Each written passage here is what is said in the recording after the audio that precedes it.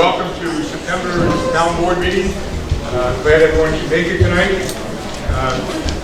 Town Clerk Greer won't be with us tonight. I want to thank Linda, Assistant Town Clerk Linda Wolcott, who will be taking over for Nikki tonight. So, Interim Town Clerk, will you do roll call, please? I will. Michael Burrow. Here. Caitlin Leskowski. Here. John Dyson. Here. Frank Seneca. Here. And Steve Churchill. Here. Thank you. Would you please stand for the Pledge of Allegiance and the moment of silence? I pledge allegiance to the flag of the United States of America and to the republic for which it stands, one nation, under God, indivisible, with liberty and justice for all.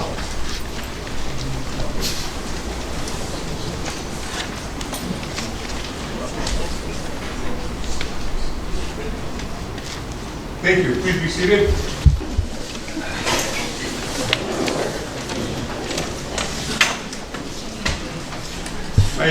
There's some open seats. I encourage anybody who wants to sit down, please sit down. There's a couple seats up here. Feel free to sit down, or if you'd like to stand, that's completely okay as well. Okay, we have a couple things to get going. I want to, first of all, bring some updates what's been going on for the last month.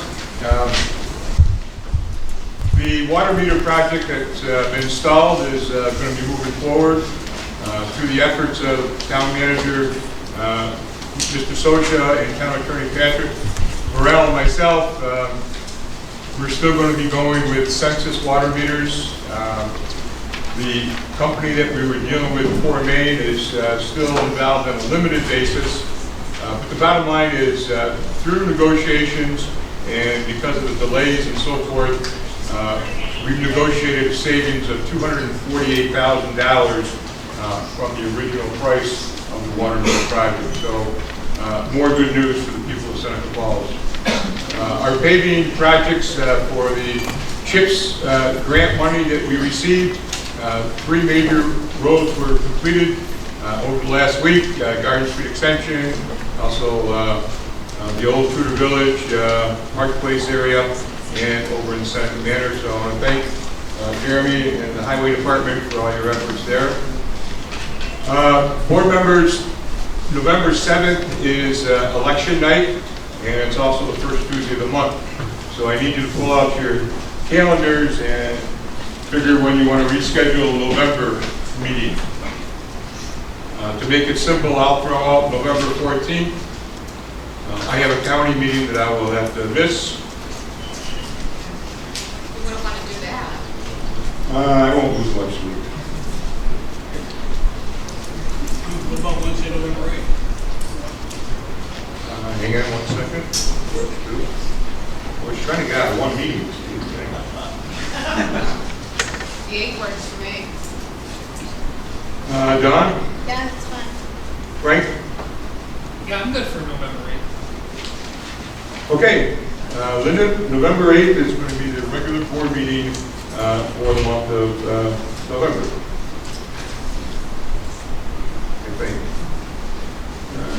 Yep, great, perfect. And we'll be 6 o'clock at the town offices as of right now. Okay, we also have to schedule a real quick special board meeting. The abstracts to pay the bills was not prepared, so you're not able to pay the bills tonight. I'm proposing that we get together next Monday, which is the 11th at 12 o'clock for a real quick pay the bills type of thing. Does that work for at least 3 of us? What then? 12 o'clock? No. Okay. Steve, does that work in your schedule?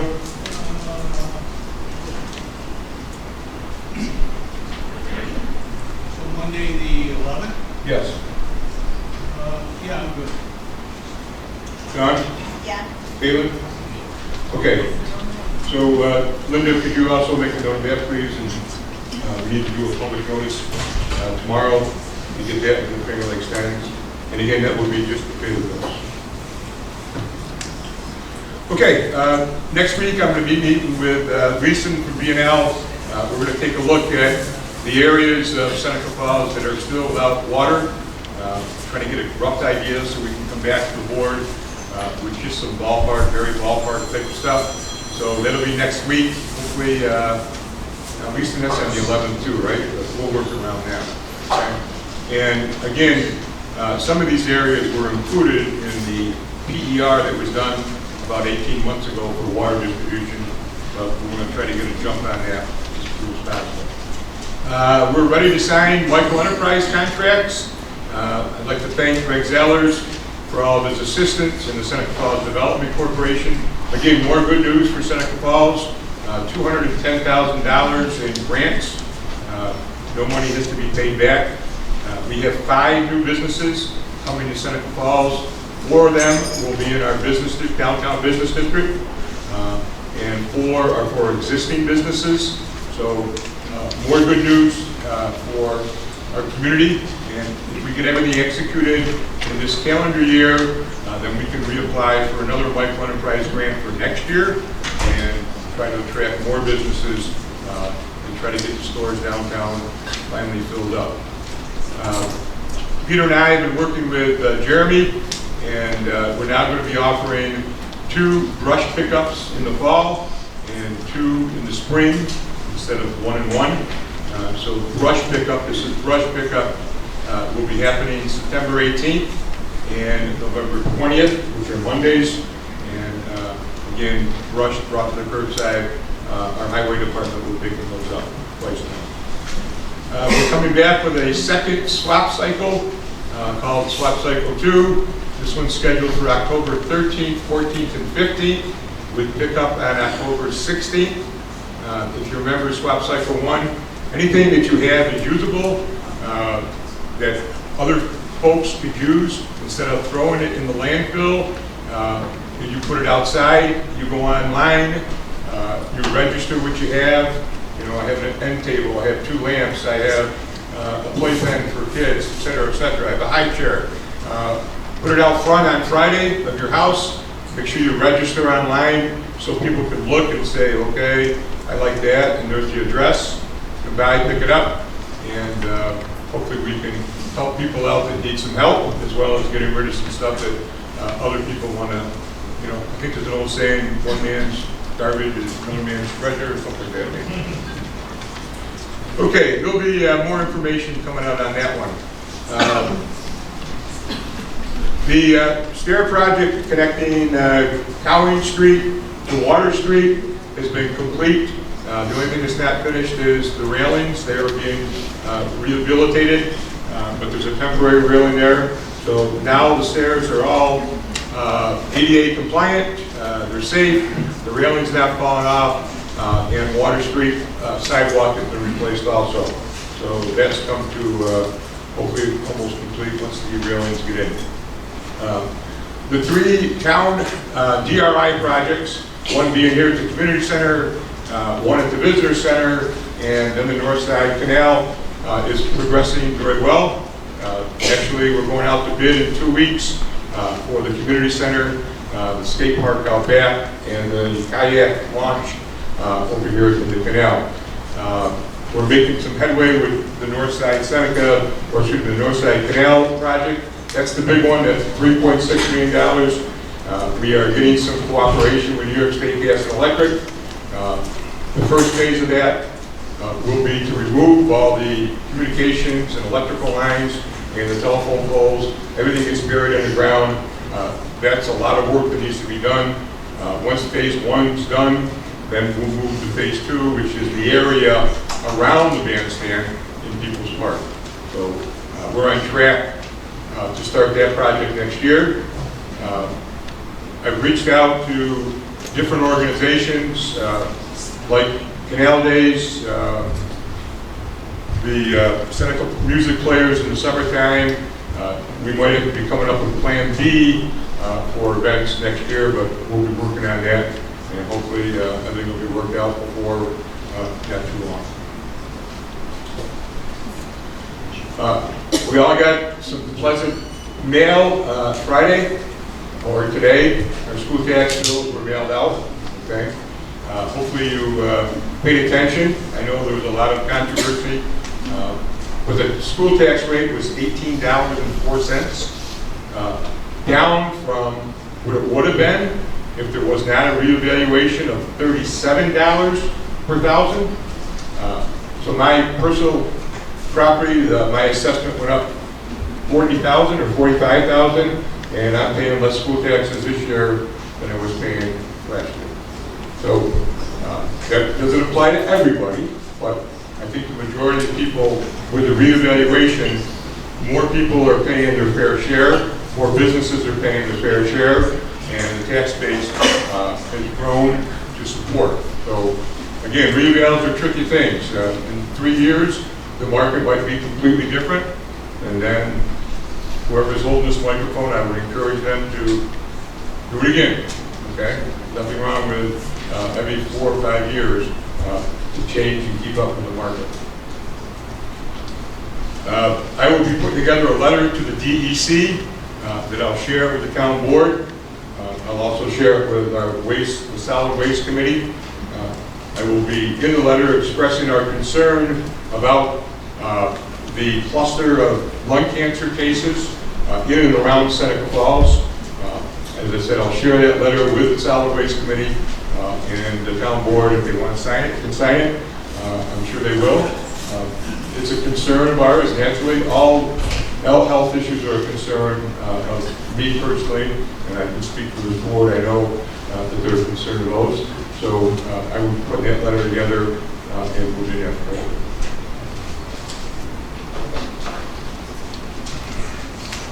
Okay, we are very fortunate tonight to have a couple of presenters here. So we've been working on a new comprehensive plan for the town of Seneca Falls. Has not happened in a very long time, and this will be the blueprint moving forward for future boards. And a lot of work went into this, a lot of volunteer work went into this. Board members, you've received your comprehensive plan. We strongly encourage you to spend the next month to go through it, take a look at that, and in October, you're going to be asked to review and approve or not approve the comprehensive plan as it's written, but please take a month to do that. With that, we have 2 members of the steering committee here, and I want to publicly thank the steering committee for all of their hard work. A lot of hours went in, a lot of meetings, a lot of discussions, and we're very fortunate that we have so many volunteer people in our community to step up when things need to be done. So with that, I'm going to turn this over to Christine and Chief Capozzi. Christine Van Dusen, thank you. No. It's not on the agenda. Right. So they're going to speak to it before we even get a chance to look at this? We're just going to give you a background of what they went through there. So I understand. Hi, I'm Christine Van Dusen. I'm a steering committee member, and I did my best to represent the local businesses. And good evening. My name is Fred Capozzi. I'm the retired chief of police in Seneca Falls. Can hear you. That's probably a good thing.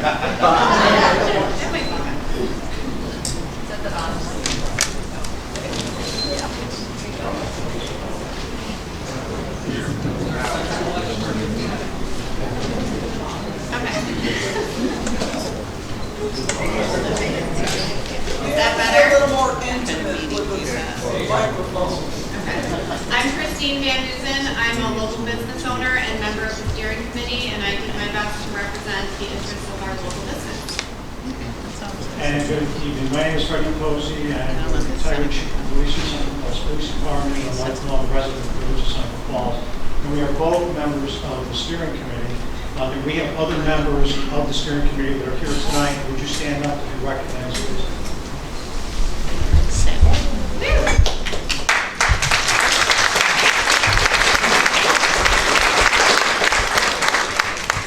During the process, we also had 60 individuals, over 60 individuals in the community that were on subcommittees that helped us develop this plan in the different brackets, the different areas that we addressed. We would like to thank, Supervisor Ferrara and also the board members for allowing each and every one of us to work on this plan. We're very excited about this plan. We think it's going to take us into the next many years, maybe even in the next 20 years, for a more vibrant community. And we'd also like to thank Dr. Pete Sosha, who's the town manager, and also Melissa Howe, who is the secretary for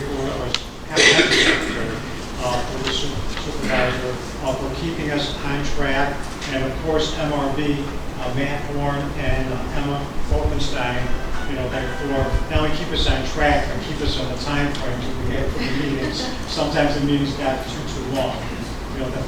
We're extremely excited, as I said before, about this plan. We really think that we put a lot of hard work into it. Everybody's been able to have some type of input that was interested. There was a forum right here in this building a couple months ago where we had over 75 people come down and look at the different areas that we were addressing and give their suggestions. And we took those and went very diligently trying to find what we thought we would like and what the community would like in the program or in the plan. So again, thank you very much. I know you've got a copy of it in your packet. I would please ask you to spend quite a bit of time reviewing it. It's lengthy, but you'll find it very interesting. And I'm speaking for the committee. We're all looking forward to working with you on this plan to develop for our community. Thank you very much. Chief, thank you. Christine, thank you so much. And all the board, steering committee members who are here, again, we're indebted to your hard work. So thank you very much. Ben, anything on your end? We have a presentation that we can roll through when the time's appropriate on the agenda, or we'll do it now. Nope, before now. All right, great. May I interject?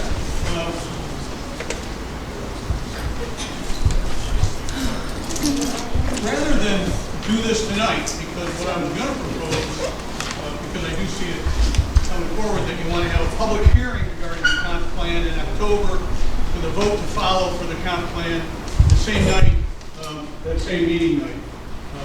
Since this is so important, and it is, and a lot of folks have put a tremendous amount of work in, and I thank you for that, I would like to propose, I'm asking this board, that we hold a forum, a public forum, to allow folks to come and discuss the comprehensive plan, which essentially at this phase is a draft. Until it's approved by the board, it's a draft. So I'd like to give people that month to review it. We'll post it online. They can download it, review it. We can review it, and then we come together in a forum, which essentially would be a conversation that would involve all of us, rather than just a public hearing where you get to vote, vote your or voice your comments and concerns, and then just vote that same night. I think it makes more sense. Since this is going to be our blueprint for many, many years, we want to get it right, and we don't want redos.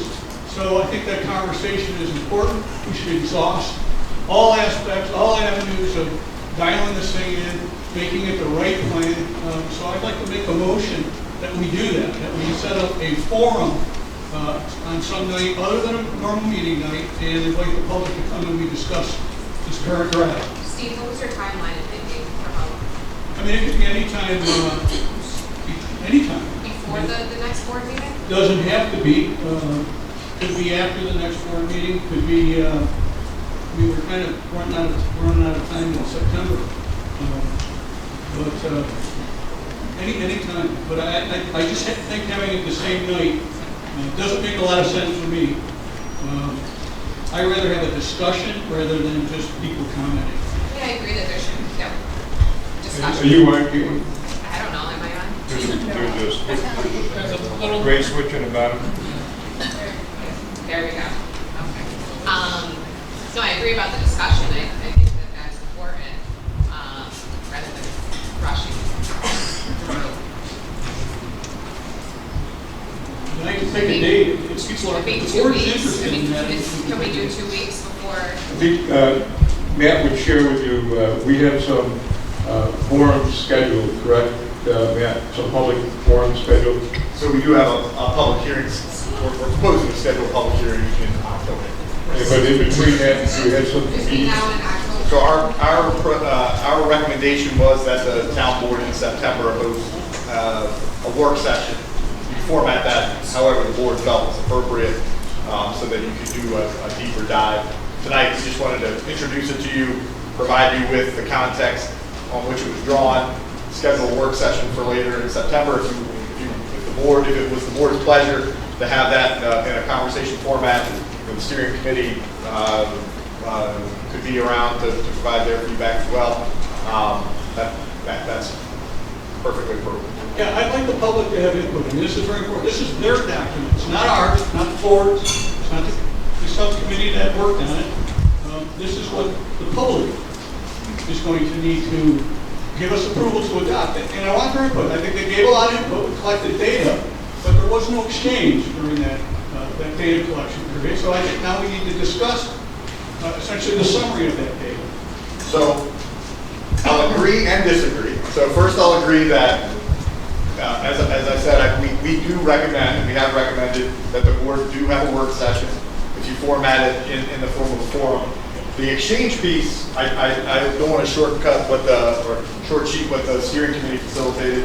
We received about 1,000 pieces of input community-wide on the plan so far. So, I mean, the presentation touches on this a bit, but you know, the format was to give the public not just a blank sheet of paper and say, come on in and rain down, but to gather that data, present the top critical issues associated with that data, and let the community provide feedback, which we felt we received very strong feedback on. But now there are recommendations, and so the community also should be engaged in that part of it as well. So agree and Okay, so we could schedule a special board meeting in the format could be a forum format. Correct. Okay, so I would suggest we're going to wait a couple of weeks. We'll get this on the website after tonight, and then we'll go from there. So I don't know. Somebody want to throw out a date? Let's see.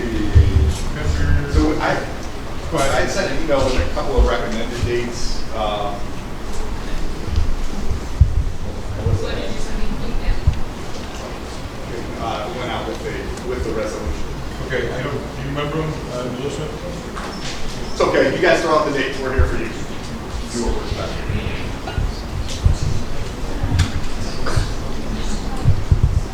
How about Tuesday the 19th? So that's not work for me. How about Wednesday? The 27th. Wednesday the 27th? No. How about Wednesday the 20th?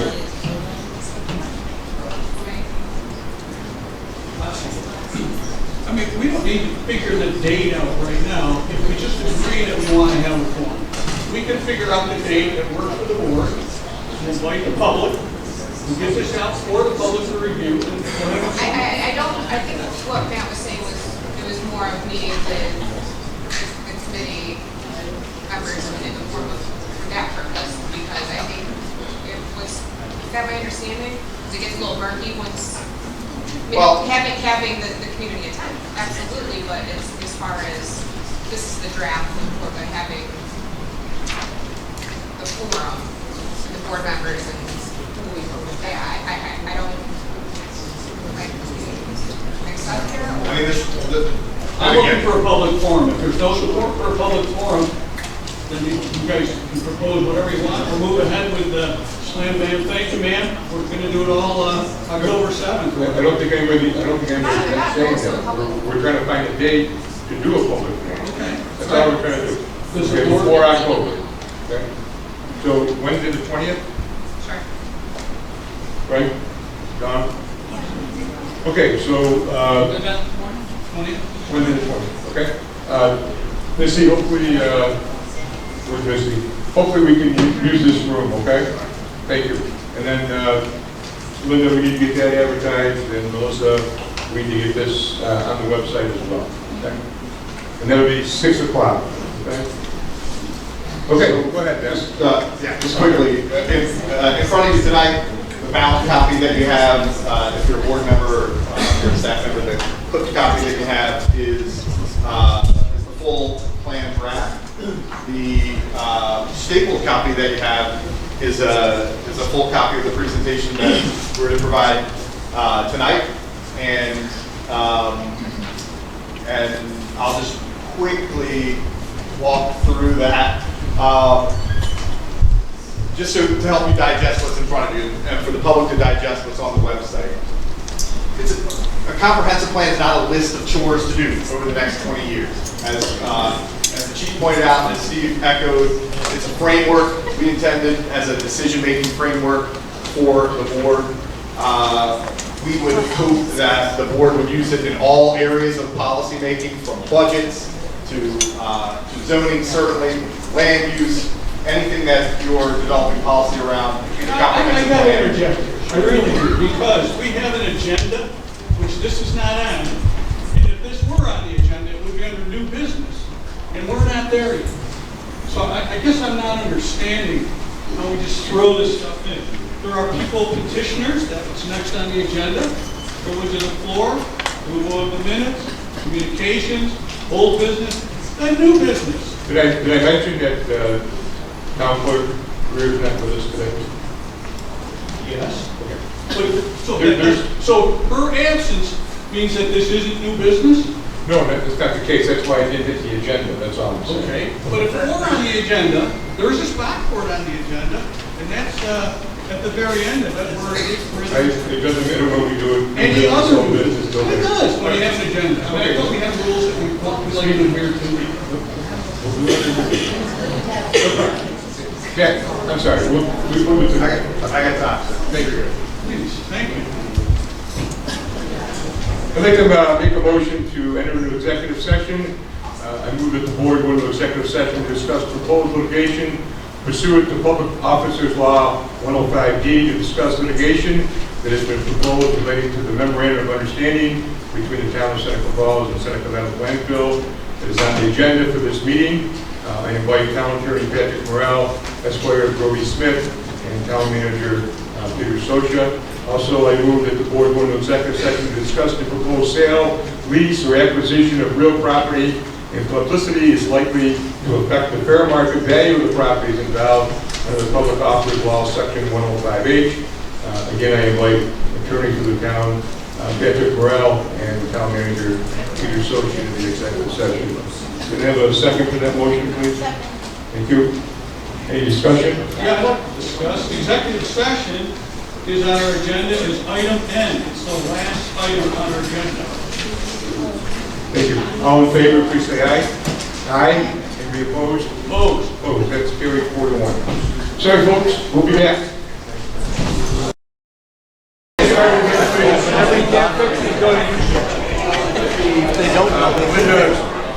Mr. Churchill made a motion to leave executive session, seconded by myself.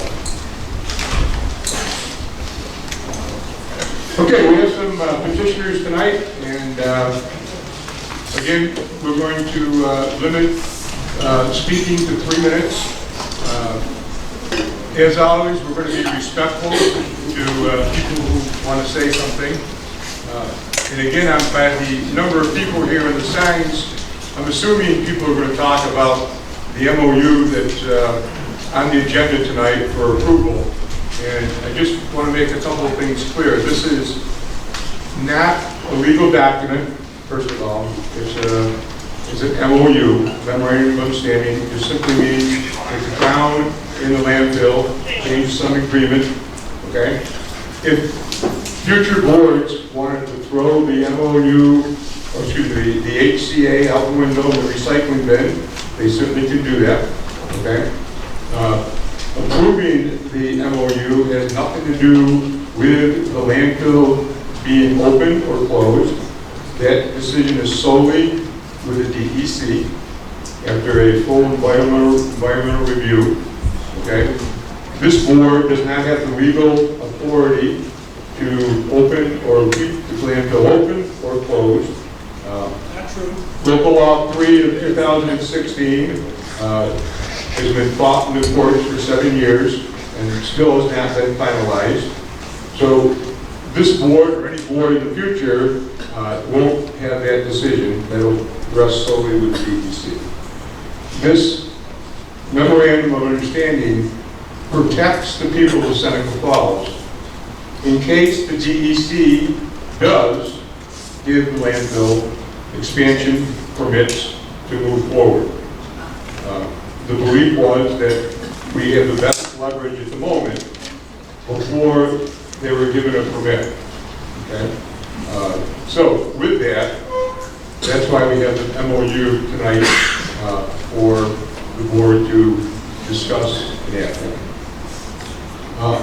Our first petitioner is Mr. Paul Kelsey. Mr. Kelsey, if you're here. Okay.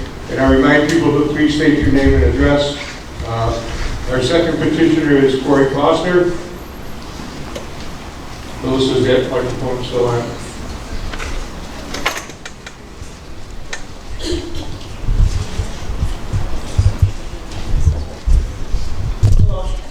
My name is Corey Foster. I live a resident here in Seneca Falls. I'm on 4 Lincoln Drive.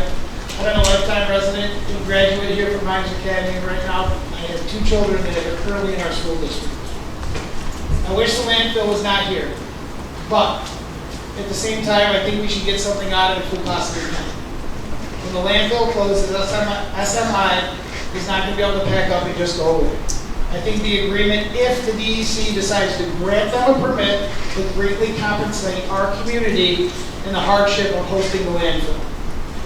The new host community agreement is nothing to keeping the landfill opening or closing according to my understanding. SMI has been a strong supporter of our school district, our athletics, and other extracurricular activities that I've been a part of, as well as our school. The landfill does employ over 100 people with good paying jobs that do spend their money back into our community, and I believe it helps us out. For my sake again, I believe that I think we should be compensated for having that here. Thank you. Thank you, sir. Our next petitioner, again, folks, we're going to be respectful. Gabe Lombardo.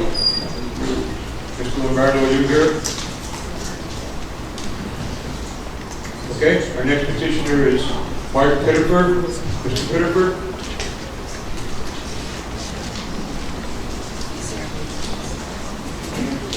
Mr. Pitterford called me earlier and asked me if he could get our advertised 5 minutes to present his tonight. So I'd like to let him at least speak for 5 minutes since he's not on the formal agenda. Folks, you have a problem with that? Okay.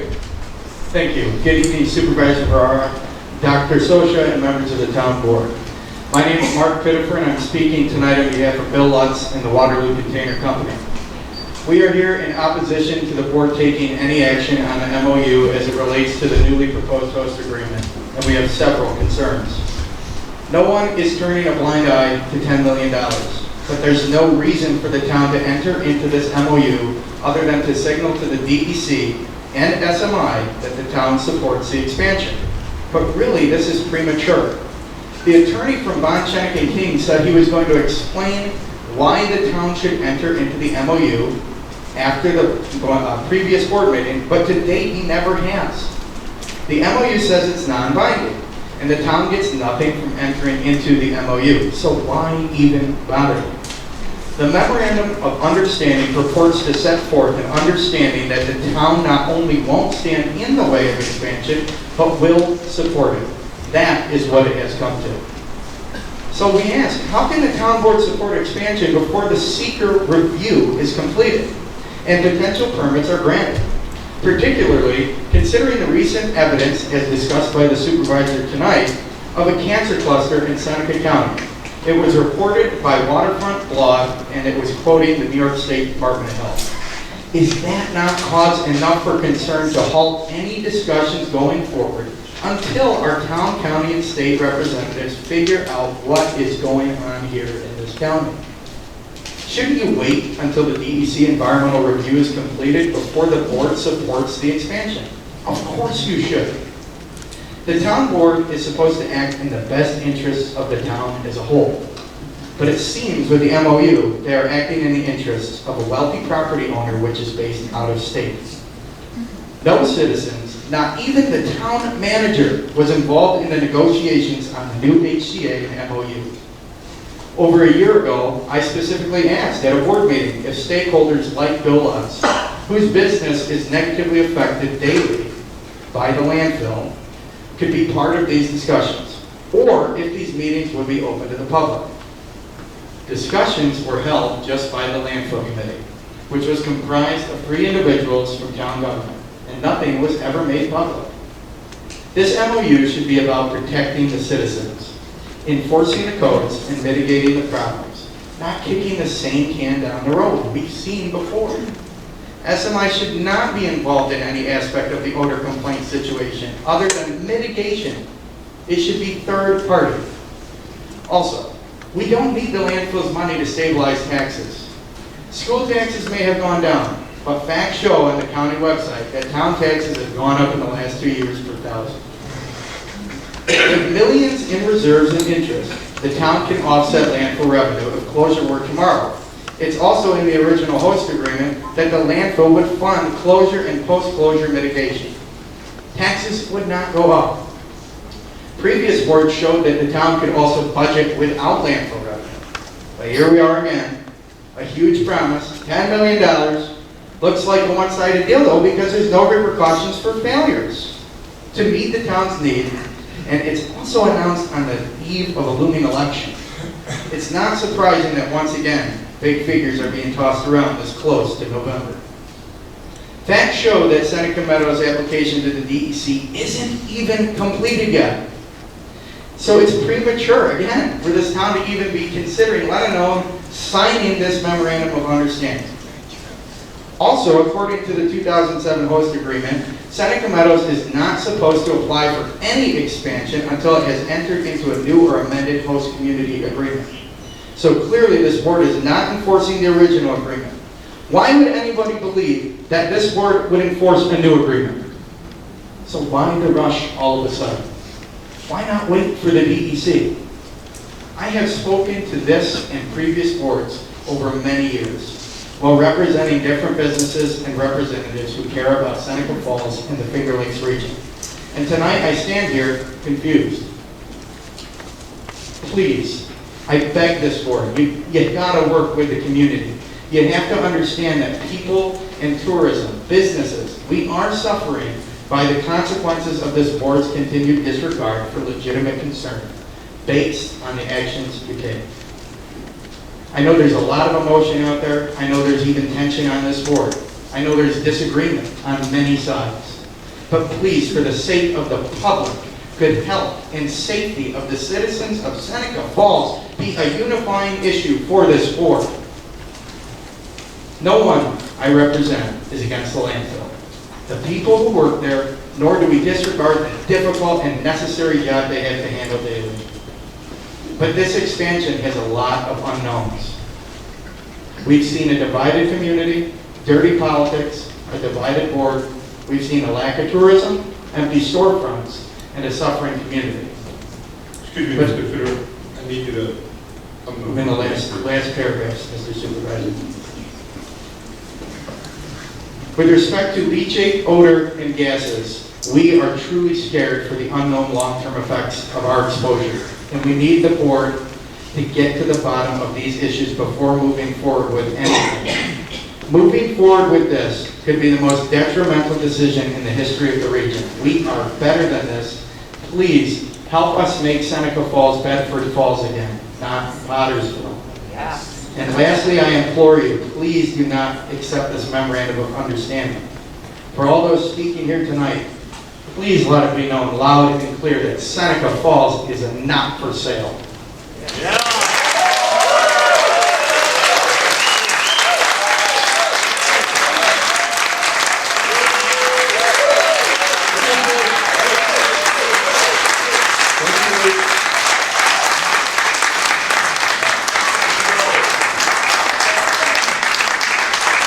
you, Mr. Timberlake. Matt Benoni, please, if you're here. I'm here.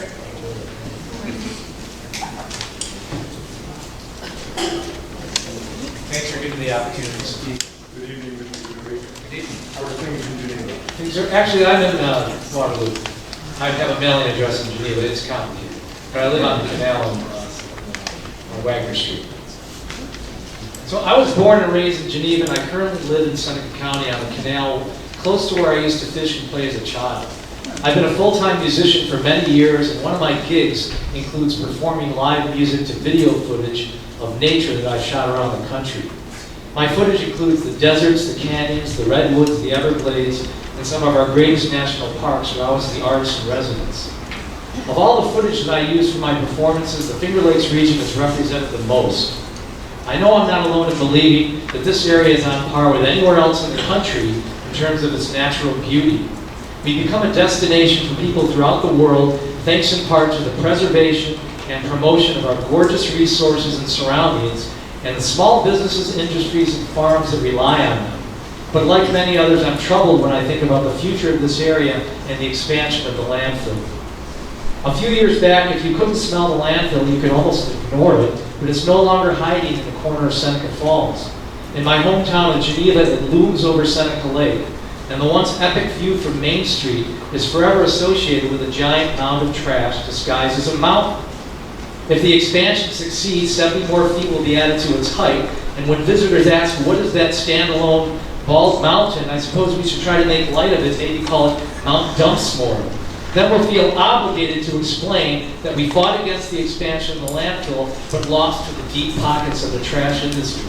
I hope this isn't the case. Many of us are aware of the environmental risks associated with a landfill of this size. It's very easy to research, and I encourage you all to look it up. No matter how much money the Texas Space Corporation offers, or how much their PR firm tries to convince us that this is an environmentally friendly meadow, looking out for your best interests, the truth is that the longer it stays open and the bigger it gets, the more danger it poses. If the landfill is allowed yet another expansion, do you really think it'll end in 2040? We should break this cycle before it's too late. We have to think about future generations who will be dealing with the mess we leave behind. I'm sure there will be years of landfill jobs available once it closes. There'll be an ongoing need to cap it up, monitor, manage, and maintain the environmental effects it will have on the region. If we stop the expansion of the landfill and focus on managing what is currently there, I believe we can avoid a future disaster. That will take courage from our leaders and probably voters. We've done our part in taking in long-distance trash. It's time to close this chapter and be in the dumping grounds of New York State and beyond. What we leave behind today will affect generations to come. I urge you to vote against the expansion of the landfill and preserve the health and heritage of the Seneca Falls and the Finger Lakes region. Thank you.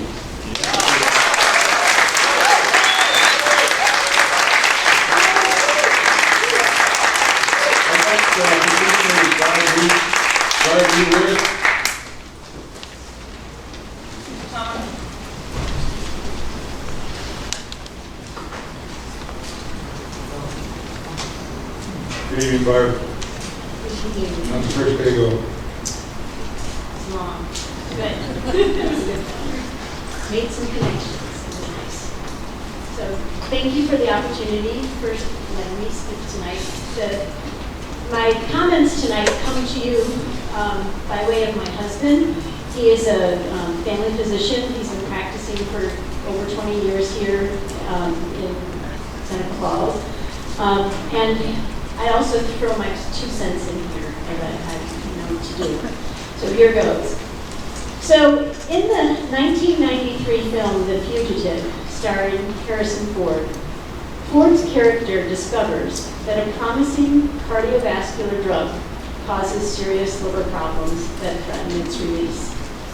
This information is suppressed by the pharmaceutical company due to the expected profits of the drug. Department of Health data from 2011 to 2015 shows lung cancer rates in the census tracts surrounding Seneca Meadows landfill to be 50% higher than predicted. This was classified by the Department of Health as a cancer cluster. From 2016 to 2020, lung cancer death rates in Seneca County were 47% higher than the state average. While it is frequently stated correlation does not imply causation, the Department of Health's response to this data is counterintuitive. Rather than investigating the surprisingly high number of cancer cases, they have made the decision to stop providing further data. The new host community agreement negotiated between the town of Seneca Falls and Seneca Meadows landfill promises to give the town over $10 million annually for the next 15 years in exchange for the permits needed to keep the landfill open. It appears the town of Seneca Falls sees only the profits to be gained and not the risk that comes with it. In 2022, a 13-year-old boy died from a lymphoma that has been attributed to contamination from Brookhaven landfill in Brookhaven, New York. Since 1998, more than 30 teachers at the nearby school have been diagnosed with cancer, and more than a dozen have died. A study published in Lancet in June 2022 found that environmental pollution is responsible for 9 million deaths annually. They have been following trends since 2000, and they have found that the situation has not changed, and pollution remains a global threat to health and prosperity. The purpose of the resolution that I wrote for the town board to act on tonight was to explain the reasoning and the urgency of the request that the New York State Department of Environmental Conservation do an analysis of lung cancer patterns in the census tracts surrounding the Seneca Meadows landfill as part of the environmental impact statement required for the landfill's expansion application. While Supervisor Ferrara stated tonight that he will write a letter to the DEC that board members can sign if they want to, that's not enough. I was told that the members of the town board are not in agreement with the resolution. Why not? What did you object to? Progress is made in medicine by asking questions and testing ideas. To turn a blind eye to data that has come out so far and not investigate further is a great disservice to the residents of our community. Thank you. Thank you.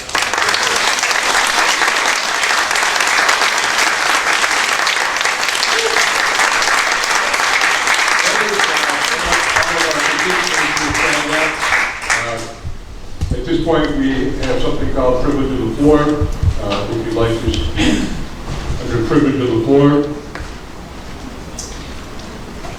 Again, I remind people to please state your name, your address, and please keep it to 3 minutes. Okay. Keep it to 3 minutes, please.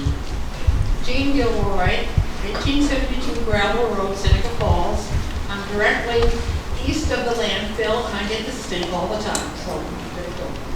I have two things to bring to the town board.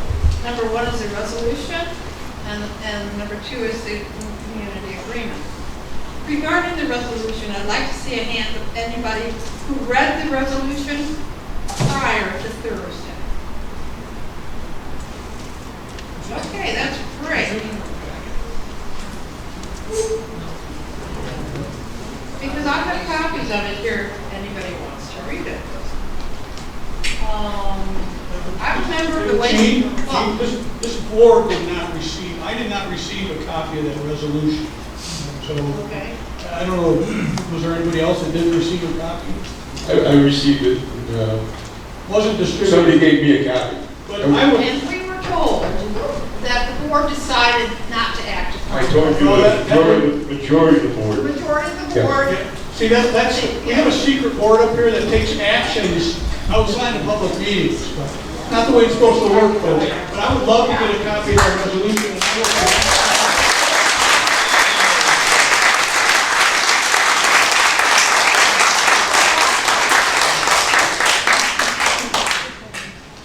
Need more? Okay, Jane, thank you. No, I'm not. Oh, you're not done. Who else wants some? Anybody? Okay. Now, I realize now, tonight, that you're going to write a letter. But I had written this before I knew you were writing a letter. I'm a member of the Waste Management Committee, and we all agreed to advise the town board concerning the lack of cancer cluster data for the past 6 years. It was crafted in the form of a resolution asking to include cancer cluster data analysis with a landfill expansion permit. Our resolution was so quickly and resoundingly dismissed, speaks loudly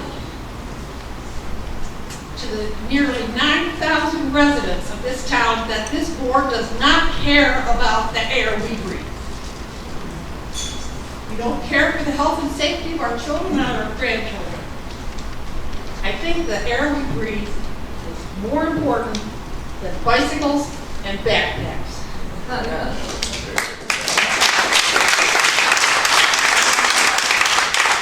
Couldn't you just pretend that you cared and sign the resolution? Okay, that's all I got to say about that. Okay, remember, with 3 minutes, okay? Okay, It's- okay. This is great. Please, I beg you, 3 minutes, please. What do you say, folks? Read it. This is about the community host agreement. I understand this agreement is only valid if the DEC extends the permit. I'm asking you to table the vote, much as Mark Bittner said. It has no teeth. All it has is things that, well, maybe we'll do this and maybe we'll do that, and you'll get $10,000, $10 million if you agree to what we ask. And I say, where has this been for the last 16 years? Why hasn't our great, good, trusted, and valued neighbor offered this before? Why is it now? Are they worried about losing a cash cow? I recall asking for owner control system 3 or 4 years ago, and SMI said, no, we can't do that. No. And now, here it is in writing, how they're going to do it. Okay, specifically, I would like to see the town permit have some teeth, that they could close down and stop the dumping, that SLI does not agree to what we ask. I would like to see a permitting of withholding the host agreement money, as they did in the past, forced us to raise taxes across the community. These things should nullify the host agreement. Drones and sniffers over their pile? Well, what about my house? How about drones and sniffers over my house? And I think that the payments should continue for 50 years after closure. Yeah. Because we have a pile that will last forever. Thank you.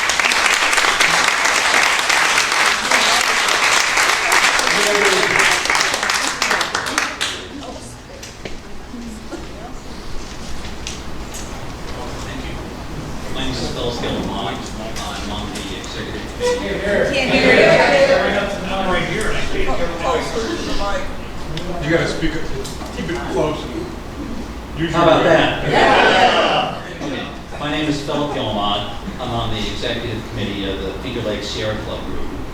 And I live in Monterey Falls. I pass by SMI twice a week, usually on the way from my girlfriend's house. She lives in North Rose. So I see it. I'm familiar with it. And I've been quite interested in the ongoings for the last year or two now. One thing I want to focus on is the methane that comes out of the landfill. If anybody's been paying the least bit attention to the news this summer, it's been a disastrous summer weather-wise, and just for disasters. Canada has been burning up. We have terrible smoke and smog here. We've had 100-degree temperatures in the waters off Miami, the disaster of the fire in Hawaii, a tropical storm in Los Angeles. Things are really getting really weird weather-wise. And it's because of the greenhouse gases that we've been producing for the last couple of centuries.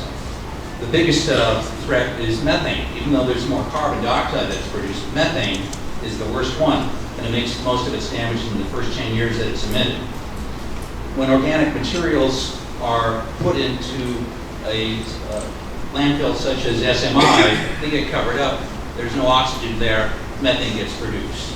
Of course, some of it gets siphoned off and put across the street. Okay, that's a bit of a help, but how much is it? It's been estimated that as little as 20% gets siphoned off in some of these landfills. And this is going to continue to happen for decades to come, whether it closes in 2025 or not. It's only going to make it a lot worse. We are in a crisis situation worldwide with our weather.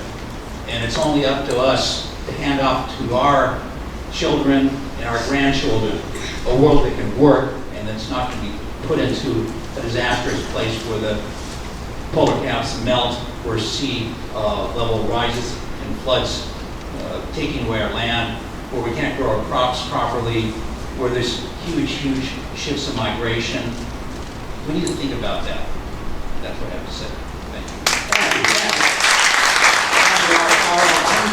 you. You know, we can do municipal composting projects that get this stuff composted properly.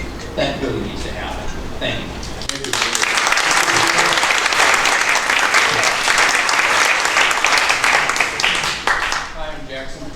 I'm running for town board this year, and partly due to situations that have happened with like this MOU.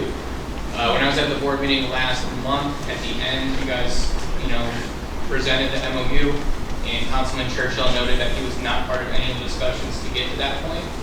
I think it's absolutely crazy to me that not all town board members were included in that discussion. That's going to happen. Sorry. It's crazy to me that the entirety of the town board was not included in the discussions that are going to have long-lasting ramifications on this town and its residents. As many other people have said, it does not have much teeth, and the one thing I wanted to comment on that was about the problem management control section, which essentially states that SMI is going to do everything they can to mitigate the odor, but furthermore, it doesn't say what will happen if they cannot. So, from what I see, they can get 100 calls from that third-party line every day, and as long as they say, yeah, we did everything we could to make that better, they're going to see no punishment from them. I think that the town should not sign in this MOU tonight. Thank you.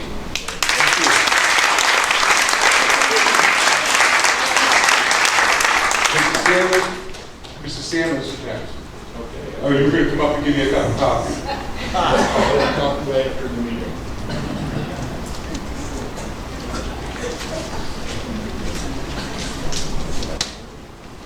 Thank you for allowing me to speak. I'd just like to thank you again. We should not entertain a new host community agreement with SMI.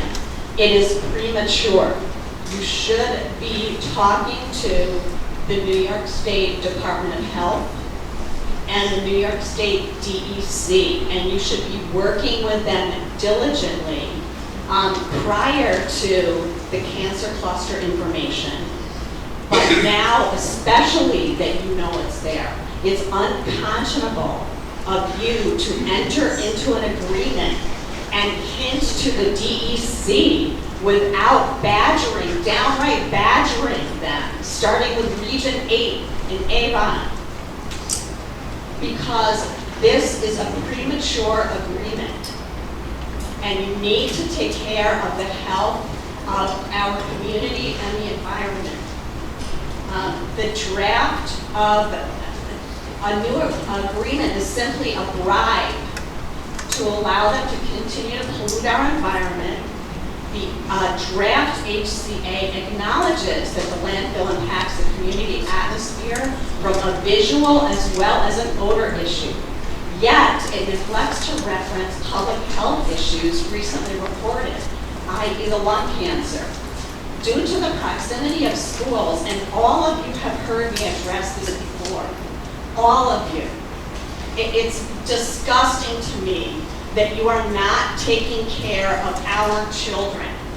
Our schools are less than 2 miles, as are the Waterloo schools, are practically on top of the landfill.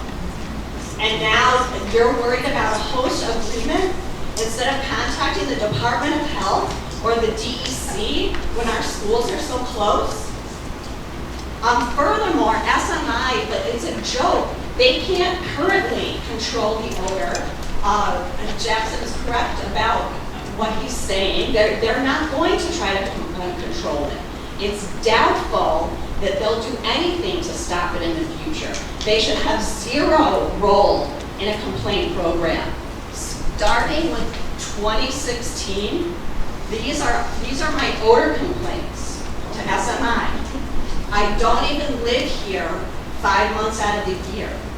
And in the last year and a half, because it's an exercise in futility, I stopped calling. The last few times I called, not all that long ago, not only in these 2 recent ones, no odor detected, but apparently I am mistaking what we all know to be landfill gas. Did you detect odor on site? Yes. Wood smoke? Seriously? Really? We don't know what wood smoke. I'm calling landfill gas and I'm getting called out and lied to that it's wood smoke. And you are entertaining another agreement? Thousands of gallons of leachate are also flowing into the water and sewer, our archaic water and sewer system. We should not allow that to happen and continue for 15 more years. It doesn't even make any sense logically, let alone if we were dealing with our, poor water people who have to, repair everything that's already wrong. No amount of money should entice you to sacrifice the health and safety of our residents and our environment. And for the love of God, call the health department, call the DEC, call the principals of the school, and start doing something about this. A host community agreement is not the answer here.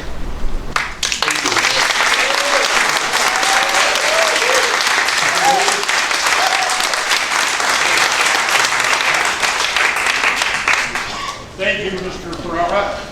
I'm not sure I need the mic. I'm setting my clock right now.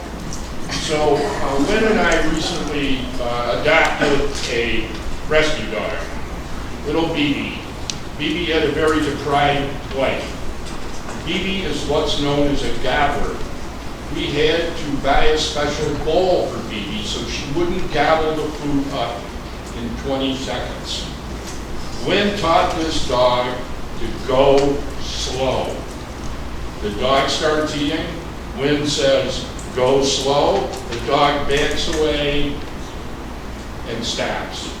So I'm saying to you tonight, and I know there are a number of people on this board I know very well, to be very careful about this and go slow. I know the amount of money involved in this is ginormous.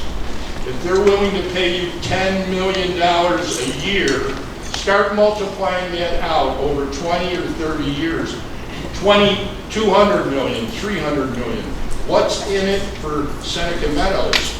Based on their annual report, I figure it's well over $3 billion over 30 years. So let's be careful here. Now, I feel that the landfill has 2 areas of deleterious effects in our community. One is the environment, which I'm not going to get into. I'm not an environmental expert. I am concerned about the leachate, and everyone should be. But somehow it's perverted the operation of the town. It's become an obsession. The money, the money, the money. It's not a good thing. And we know that the town, and not pointing fingers at anybody, is having trouble managing its finances properly. My suggestion is go slow, send this agreement to the comptroller, because I think the comptroller is going to want to look at these agreements and tell you whether they're appropriate or not. You might as well do it now instead of entering into them and then be embarrassed again by the comptroller. I think that's good advice. And I just ask you all to go slow. Thank you.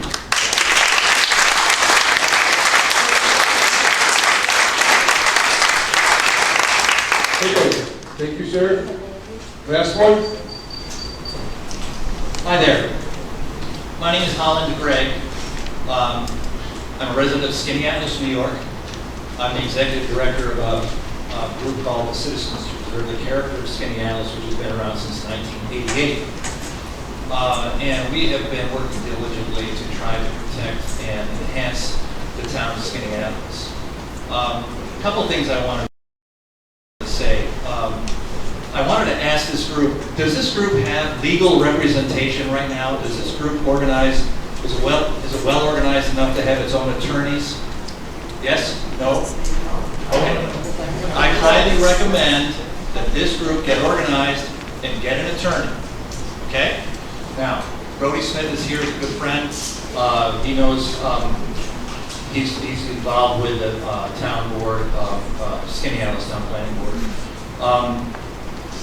One thing that we learned over the years is that groups have much more say and much more power when they have legal representation. All I've been hearing tonight, and I'm a newcomer, I'm really not familiar with this, but what I'm hearing tonight is there's one entity in this town that has a lot of money and it has a lot of influence over this board, it seems. I mean, that's the way it appears to me.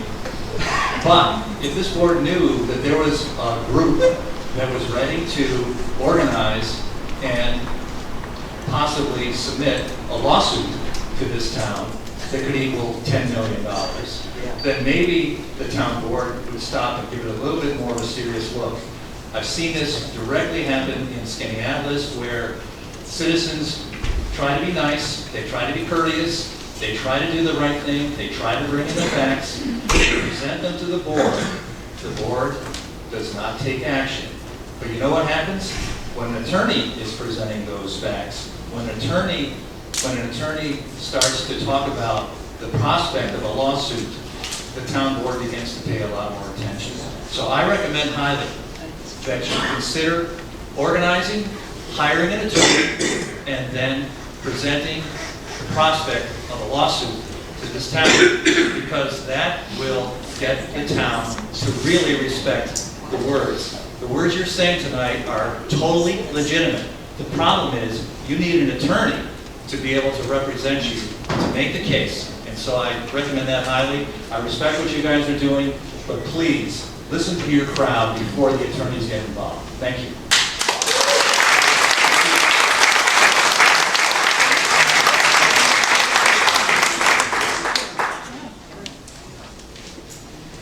Good evening, ladies and gentlemen. Thank you for this opportunity to address you tonight. It's a real honor. My name is James Huffnagel, address 4725 Miller Road, Niagara Falls, New York.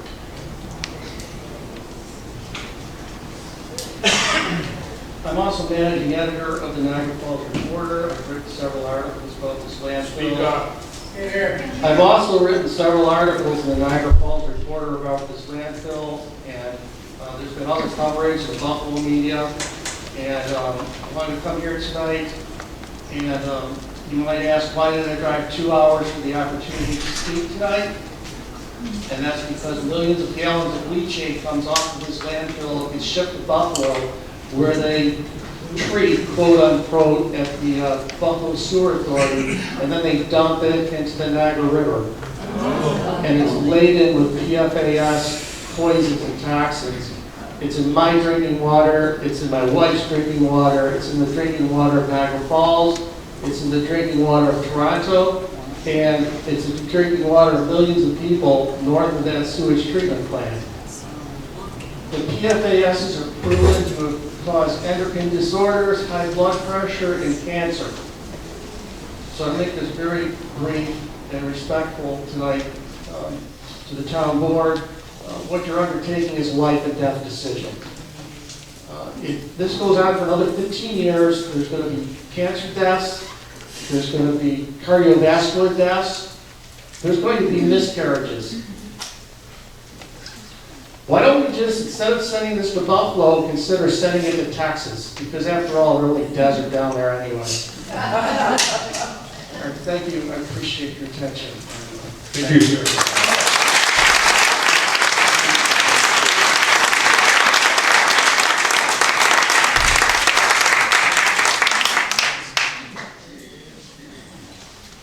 Hi there. I wasn't intending to speak tonight. My name is Patience Brewster. I live in Skaneateles, New York. I married the guy who is a defender of small groups, who spoke about you getting a lawyer. And he did mention that this affects us in Skaneateles, and this affects the beautiful Finger Lakes area. It is just a gigantic trail of disaster that has already happened, but worse ones are going to happen. The roads in Skaneateles and the Quiet Village is disrupted. How many times a day do trucks go through our town? 250 trucks a day. 250 trucks a day that rip up our roads, endanger our lake and our water if one of these trucks had an accident, tipped over, and polluted Skaneateles Lake with whatever is in these trucks. I once drove to get my teeth looked at Bonadent, and I thought, why do my eyes hurt all of a sudden? And why does it smell so bad in my car? And I saw this little sign, Seneca Meadows. Well, it's not a meadow. It doesn't look like a meadow, it doesn't smell like a meadow, and it doesn't act like a meadow. And I know one movie or two were mentioned tonight. These are warnings to us. People should watch Dope Sick. It's about Big Pharma. It's about Big Pharma poisoning, starting in small towns, vulnerable people.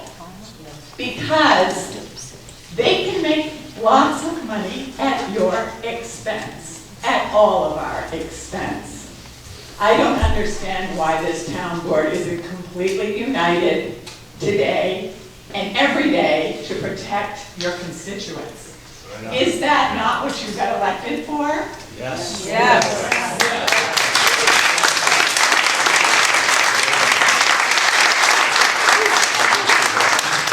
I heard tonight that you have people sick.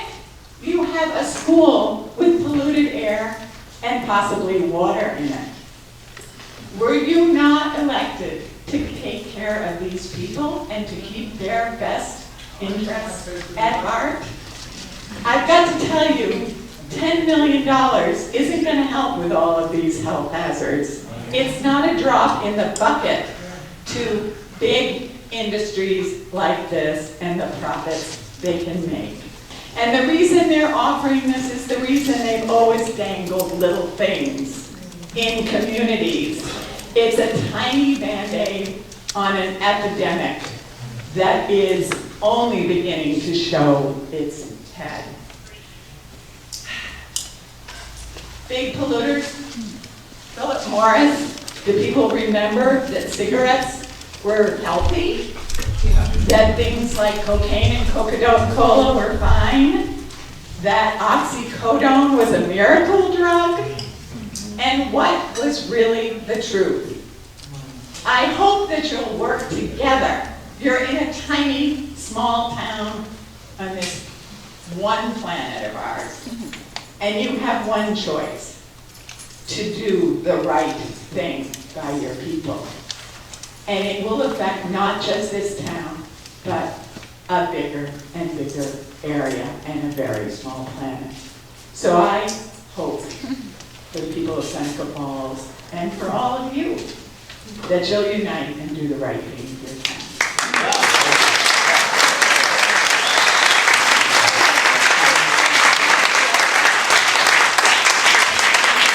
Okay, we're going to move on with the agenda.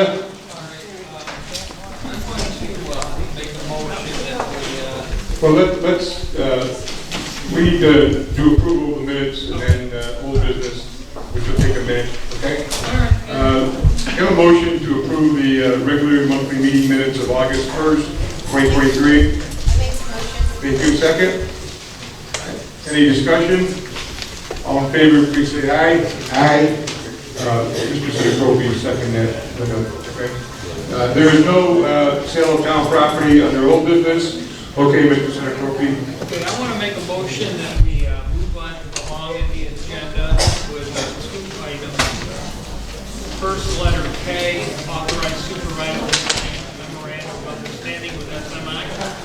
Okay. Do that now, and then after that, Steve is going to speak about the resolution that Barb brought up. Okay. Before that, I have a letter here. I got a few copies for the board. This is from Peter Dolan. He is a member of our community, owns the Gould Hotel, formerly owned or partners of Gould Hotel. Holiday Inn, but prior to that, he wrote a letter, asked that I read it into the record. Members of the board, my name is Peter Dolan, and I am the owner, one of the owners of the Gould Hotel and Restaurant in Seneca Falls. It has come to my attention that Seneca Meadows landfill is in the application process to extend and expand their existing landfill to 2040, and that the town is entertaining new agreements for the landfill this evening. My concern with the extension of the contract is that it will perpetuate an identity crisis for Seneca Falls. A vote to extend the Seneca Meadows landfill contract may seem like a safe bet on a revenue stream. However, the opportunity to create a long-term sustainable revenue source through downtown enhancements and development via a focused effort on Seneca Falls identity will be threatened, especially as the Finger Lakes region continues to thrive and Seneca Falls downtown fails to keep up with progress by not focusing on its best asset, the downtown. Now is the time to identify what Seneca Falls is all about. Our guests look forward to parking their cars for a few days and embracing the downtown, visiting various museums, restaurants, and shops. Unfortunately, they are often disappointed by the many shuttered storefronts and early closing times. It is evident that someone visiting Seneca Falls for vacation would increase the length of their stay if downtown was more engaging for a visitor. The irony is that Seneca Falls has a lot to offer. We have a unique college, we have significant history, we are associated with a cult classic movie, we have wineries, we have several major businesses that are not only regionally significant, but globally significant. And more importantly, we have good people that care about the town. These are some of the reasons that people come to Seneca Falls and stay at our hotel, all of which are key ingredients for a successful blue chip town. What is missing is a coordinated effort to invest in the downtown and capitalize on the tourist dollars coming to town. Look what happened when efforts aligned to bid for the Downtown Revitalization Act. We won. Let's get back to those coordinated efforts and focus on a sustainable future on the winning asset, Seneca Falls downtown. That's signed Peter Dolan. He's the owner of the Gould Hotel and Restaurant. I'd like to enter that into the record. And I have a second letter I'd like to read.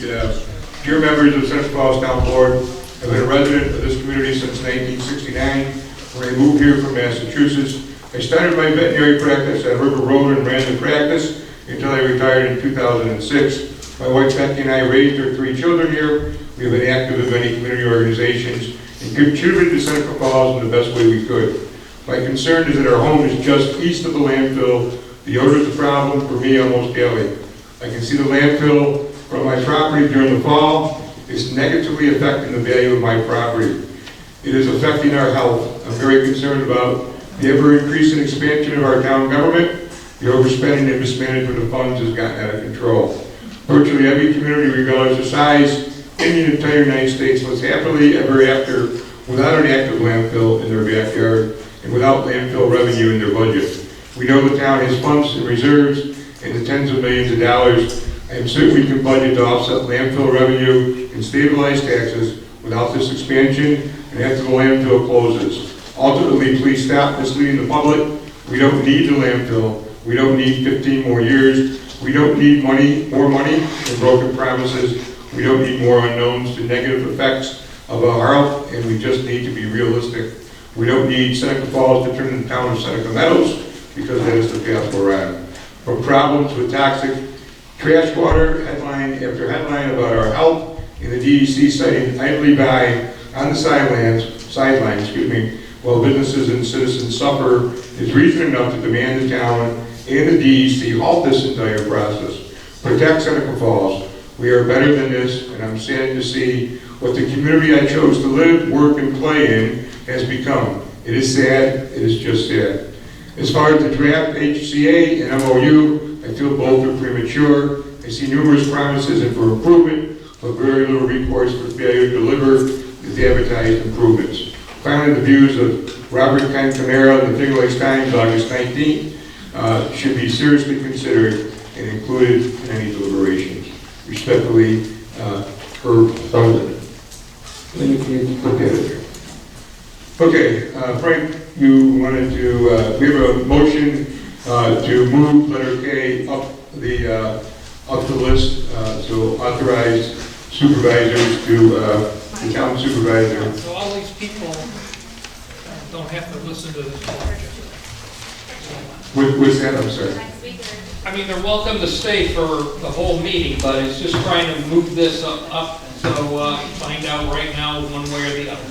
Okay, sure. Wendy, make it quick, please, I'm sorry. Super quick. Hi, I'm Wendy Crane. I grew up in Seneca Falls, born and raised here. I left for a year and I'm back here. I'm raising 3 kids in this community as well. My goal is to we gotta keep taxes low here. We have to keep our safety high here.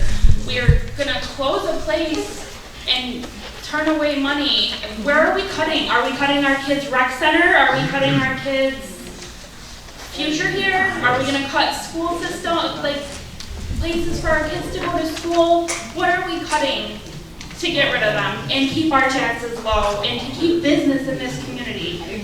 That is my question for people, and I'm glad that everybody in this room is going to get rid of their garbage and not produce anymore. Or are we going to give it to somebody else because we're better than them? Like right now, we have a place that already is established. We have a business that gives jobs to people here. We could potentially have a great community for young families to come and raise their kids here with a great sports center to commute to Rochester and Folks, Syracuse excuse me, when with no folks, I ask you to be respectful. Like please. I was too. When you Thank disagree you. or don't, please be respectful. Thank you. We could get people to move from Syracuse and Rochester to have a great community to raise their kids, because the commute from here is not that long. And for me, I am raising 3 young children in this community who I love to death. So if I really felt they were in harm's way, we would no longer be here. And I know a lot of other young families in this community feel the same way. And we're trying to raise our kids, have low taxes with a safe place for them. Thank you. Okay, Wendy, thank you. All right, so we have a motion to move up letter K to the top of the list. Councilman Seneca, have a second, please. We're just moving up the vote on the MOU, so these people can go home, get some sleep, and so forth. So you second that, Caitlin? For the MOU? Okay, yeah. Okay, so I have a resolution here. The town board of Seneca Falls approves for the town supervisor to sign a memorandum of understanding with Seneca Meadows. Whereas Seneca Meadows currently operates a landfill in the town of Seneca Falls and is applied to the New York State Department of Environmental Conservation for a modification of its existing solid waste management facility pursuant to 6 NY New York Read Code Part 360. Whereas the town has held a host community agreement with SMI concerning the landfill since 1990, pursuant to which SMI provides benefits to the town intended to compensate the town for potential negative impacts associated with the landfill. Whereas in the event that the DEC grants SMI's current permit application, it is necessary that the town and SMI enter into a new HCA in order for the town to receive increased payments and benefits from SMI. Whereas the town and SMI may not enter into an HCA until the DEC has completed its environmental review of SMI's permit application. Whereas the town board authorized representatives to enter into negotiations with SMI to discuss the potential terms of the new HCA in order to protect the interests of the town. Whereas the memorandum of understanding is a statement by the parties of their intention to enter into an agreement at a later date, but it is not itself a binding agreement. Whereas the town now desires to enter into an MOU with SMI to reflect the understanding reached between the parties concerning acceptable terms. Whereas the town board desires to comply with the requirements of the State Environmental Quality Review Act and its implementing regulations set forth in the Part 16 regulations with respect to adopt the MOU. And now, be it resolved that the town board hereby finds that entering into an MOU with SMI is not an action pursuant to regulations because it does not commit the parties to a definite course of action. However, to the extent that is deemed an action, the adoption of the MOU would be a type 2 action pursuant to section 617.5C, 26, and 33 in the regulations. Be it further resolved that the town board hereby approves the terms of the attached MOU and authorize the supervisor to execute it. Can I? Okay, got a motion and a second. Discussion. Yeah, so for discussion, you know, if we didn't learn anything from before, that transparency, that there's, you know, we have to be incredibly conscientious about dotting our I's, crossing our T's, etc. And, you know, transparency throughout this is incredibly important. And I'm not comfortable moving forward with this host community agreement at this point in time, for the sheer fact that your brother, David Ferrara, who works for Bonchon and King, sat on the negotiating committee. So I personally would like to table this for the time being because I don't feel comfortable just with the sense of I need to remove myself from that. Any sense of impropriety, I'm not comfortable with it. I want to go back to the table and reconvene for the time being. So. I second that. Okay, so you made a motion to table this and seconded by Don Dyson. Do you have that, Linda? Thank you.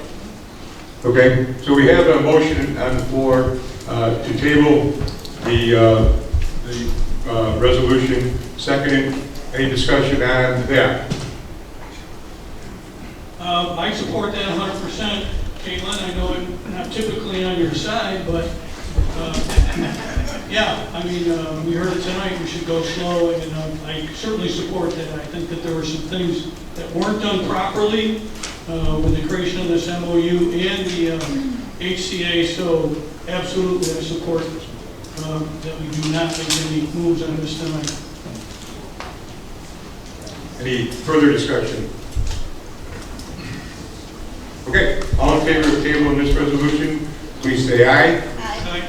Everybody opposed, please say nay. Nay. Town clerk, interim town clerk, just for the sake of the record, please take a roll call. Okay, Mike Farrar, Nay. Frank Sempropy, No. Steve Churchill, Yes? Caitlin Liskowski, Yes. Don Dyson. Yes. Okay, that's passed 3-2, so this resolution is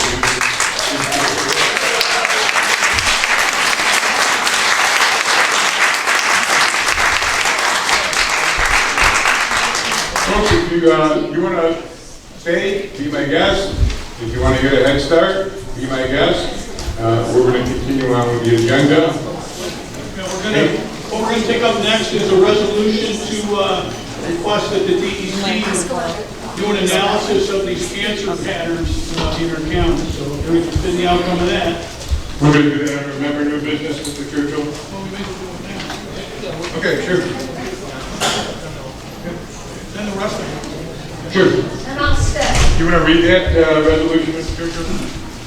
Yes. I'm not going to read the whole thing. There's a lot of whereas, and when you're in politics and sit on boards, the whereas just kind of define, what you want to talk about, but it's really the resolve clause that carries the meat, that says what you're going to do. And I will read some. The resolution title is Resolution to Request that New York State Department of Environmental Conservation do an analysis of lung cancer patterns in the census tracts surrounding the Seneca Meadows landfill as part of the environmental impact statement required for the landfill's expansion application. Whereas census tract data from the New York State Department of Health for 2011 through 15 and 2013 through 2017 has revealed a lung cancer cluster in the area around the Seneca Meadows landfill and the gas energy plant. Whereas Seneca County lung cancer rates continue to rank higher during 2016 to 2020 based on the data from the National Institutes of Health. Whereas the data is needed to identify which census tracts in Seneca counties are driving these higher county rates in 2016 to 2022. Whereas the town of Seneca Falls is located in the lung cancer cluster labeled LU-8-17 by the New York State Department of Health.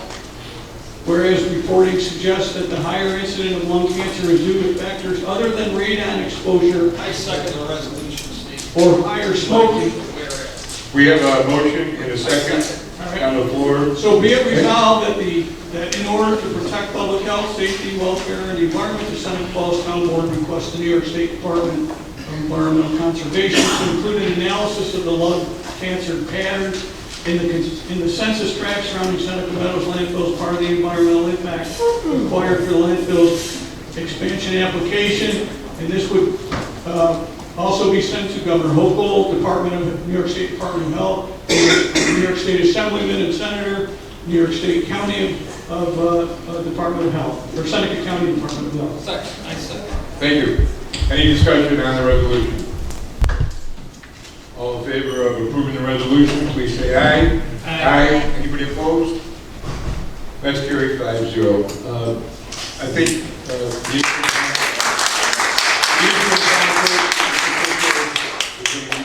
enter that in so that it can be sent out to the appropriate places. Okay, now if you want to leave, you can leave or you can stay. Make a motion. I want to make part of the record of communications we have in our packet. I'm adding about 254 communications to the record. Each of the board members. Just for purposes of, was it in 2019 there was a community air screen program and we had air quality screening report for Seneca Falls by the DEC? I'm sorry. I could pass this along, but in 2019 there's an ambient air quality screening report, and see, I could pass this along to everybody, but there was a study done, and I'll forward that along. Okay.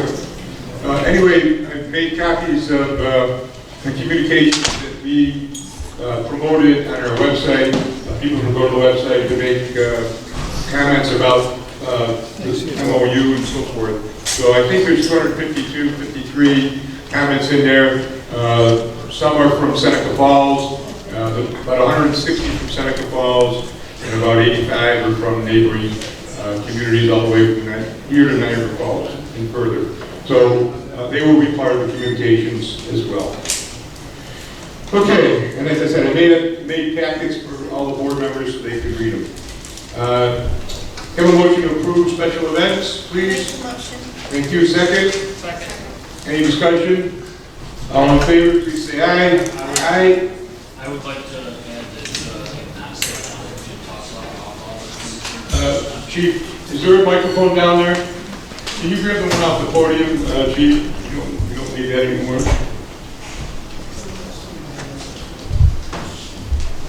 I would like to add that they have not sat down with me to talk about all this image services event. I don't know if there's any barriers up. Can't hear you. Who's going to be checking in and out? Are you on, Chief? It might be up. It's on. You're on. Okay. Yep. For which one, Chief? I'm sorry. For the Community Performance Arts Center. Right. Missy, can you speak to that? They just submitted it the other day saying what the event was about, and when they told me they were gonna have alcohol, I made sure they filled out their permit, and then they'll have to talk to Chief about all the details. Okay. When is, September, August 30th. Do you want to hold off, you're saying? We're going to have another board meeting before the 30th?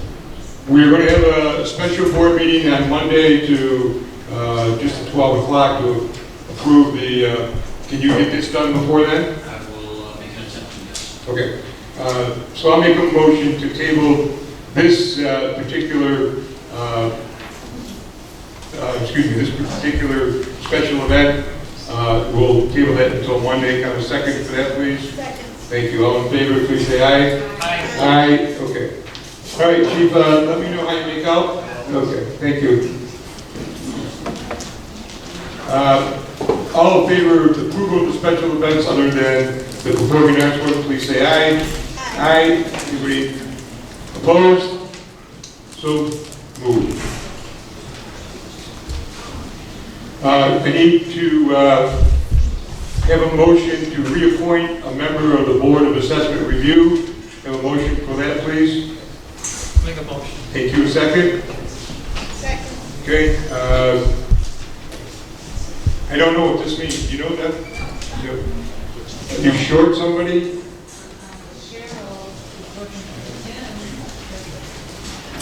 Okay.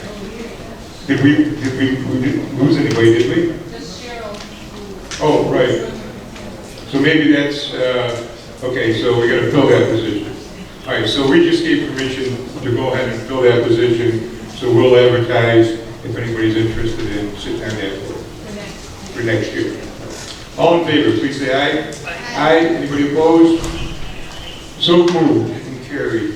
Have a resolution here, permanent police sergeant appointment, whereas the Seneca Falls Police Department has the need to fill 3 permanent police sergeant I positions. make a motion, we fill the 3 positions permanently. Thank you. Can I have a second? Second. Thank you. Any discussion? Any questions for Chief Snyder? Can we get a list of all the new names? I can do that. I know that we made the provisional appointments back in July.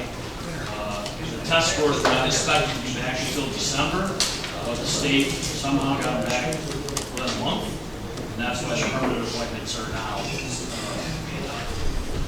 But I can get you the list of all of those. That'd be great.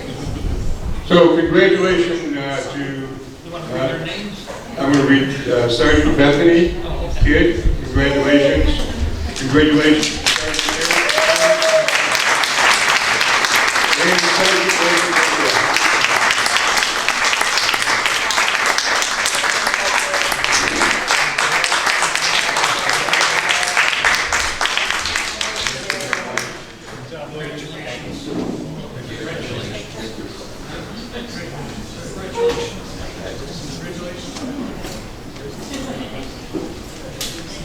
I forgot to mention if you become a sergeant, I forgot to mention you have to shave.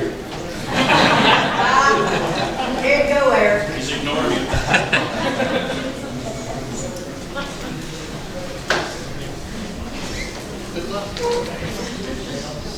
I have a motion here, hereby make a motion to declare 1970s custom signals police radar unit surplus for the Seneca Falls Police Department and give Make a custody. motion, we give it to the Historical Society. Motion to give it to the Historical Society. Second? Any questions for Chief? Don brought up a good point that she asked what it was going to be used for. I spoke to Chief Proposing. He's got some items that are also going to the Historical Society. We're going to set up an area to be able to display these items. So that's Any further discussion? All in favor, please say aye. So Steve, you have this? Yeah, I'm good. Okay.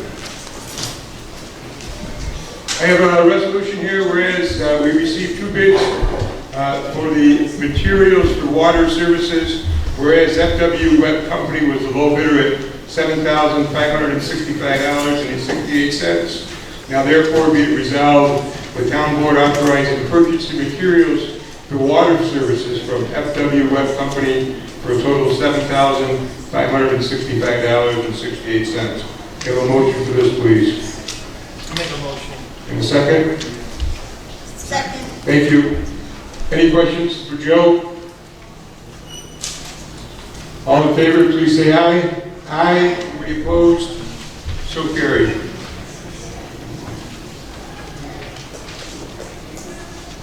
I have a resolution here. The town board of Seneca Falls supports for the town supervisor to sign an engagement letter with the MRB group. It's a budgeted item, whereas the town of Seneca Falls received a local water revitalization grant for $58,875 with the matching local share of $19,625. Motion, can I have a second, please? Thank you. Discussion. This is basically a critical part of our future. This grant enables us to start planning. There's a committee that's been formed, and the committee will be meeting for the first night on, I believe the 11th, right? And so we'll be working over the next 5 years on a vision for what we would like to see the canal area of Seneca Falls look like. This grant could also be used for planning on the Fall Street area because it borders the canal, planning around Van Cleef Lake, et cetera, et cetera. So it's an exciting time. It's going to take some time, but it's this will allow MRB to be the consultants on this project and work with the committee. And as the committee goes along, there will obviously be public sessions and so forth. And said this is a long process. We have 5 years, so exciting times for that. Yes. Who's on the committee? What are you going to ask me difficult questions? Dr. Lorenzetti, Christine Van Nussen, Chris Lytle, Kristen Grillone, Doug Avery, Jessica Lorenzetti. I know I'm forgetting somebody. Frank Seneca. So help me understand here, the grant is $60,000. Correct. So what is that going to pay for? Not much. It's going to pay for the consultant to work with the town to develop this All right, plan. so that grant for the $60,000 plus our $19,000 is what's going to pay MRB the $78,000. Correct. Thank you. A little clearer. Once we have a plan, then we go back out in 5 years, when we come up with a plan, and then you apply for more local water revitalization funds to make this all happen. Okay? I think the City of Geneva, Matt, $7 million project, roughly. Yeah. About 15 million, 7 million was funded by the state. Yeah. Okay, have a motion and a second. All in favor, please say aye. Aye. Anybody opposed? So carried. Have a resolution from the Highway Surplus Old Equipment. Whereas the town highway department needs to surplus outdated old equipment, a 1998 Mack garbage truck, 1990 Trojan payloader, 1990 Badger ditch machine, Graco paint sprayer 3900, and a Generac GP 7500. Surplus. Motion and second, please. Second. Thank you. Any questions for Jeremy? All in favor, please say aye. Aye. Bless you, whoever did that.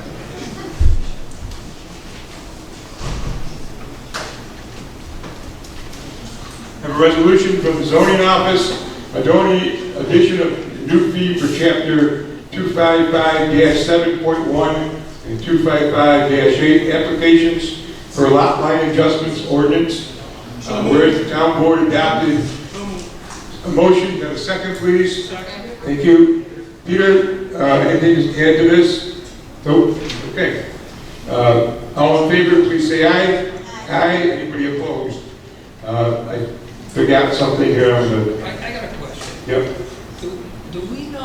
doing the maps now at the county with these lines now that Mike Carlson resigned?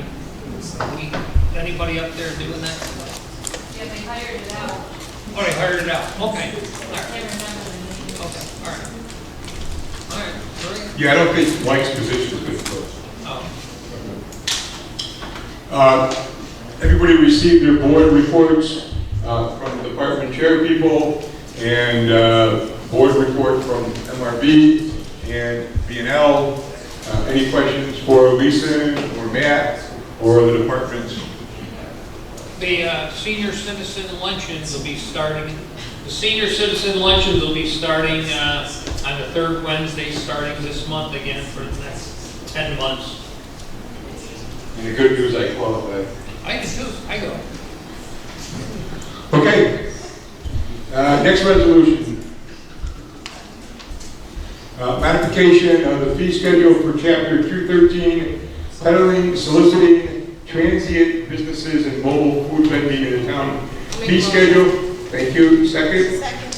Any discussion or questions for Peter? All in favor, please say aye. Aye.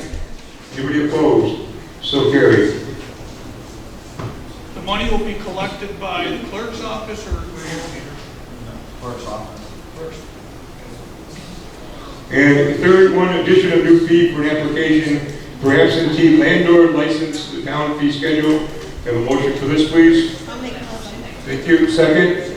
And again, this is something that we passed local laws on, so we're just catching up with the times. All in favor, please say aye. Aye. Anybody opposed? So carried. I just have a quick question. Is there going to be, never mind, I'll have to ask Nikki, but like as far as like the new process in terms of collecting fees and stuff? Okay.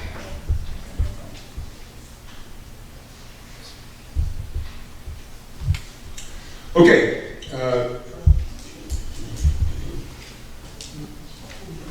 Why don't we now do our presentation, if you don't mind, before we go into these comprehensive plans, resolutions to move forward. All right, thank you. Thank you. Good to be back. We missed you. My presentation skills must have preceded me. The room's cleared out sufficiently. But I do want to thank, well, I do see a group of steering committee members still here tonight, so I appreciate the folks who stuck around. The work, in all honesty, is theirs. This was a heavily committed committee, and they spent a great deal of time down to a significant level of detail. So the work you'll see in your packet and the overview we're giving tonight is representative of their work. So I need to warm my battery right out. There we go. So comprehensive plan. You may have seen them historically.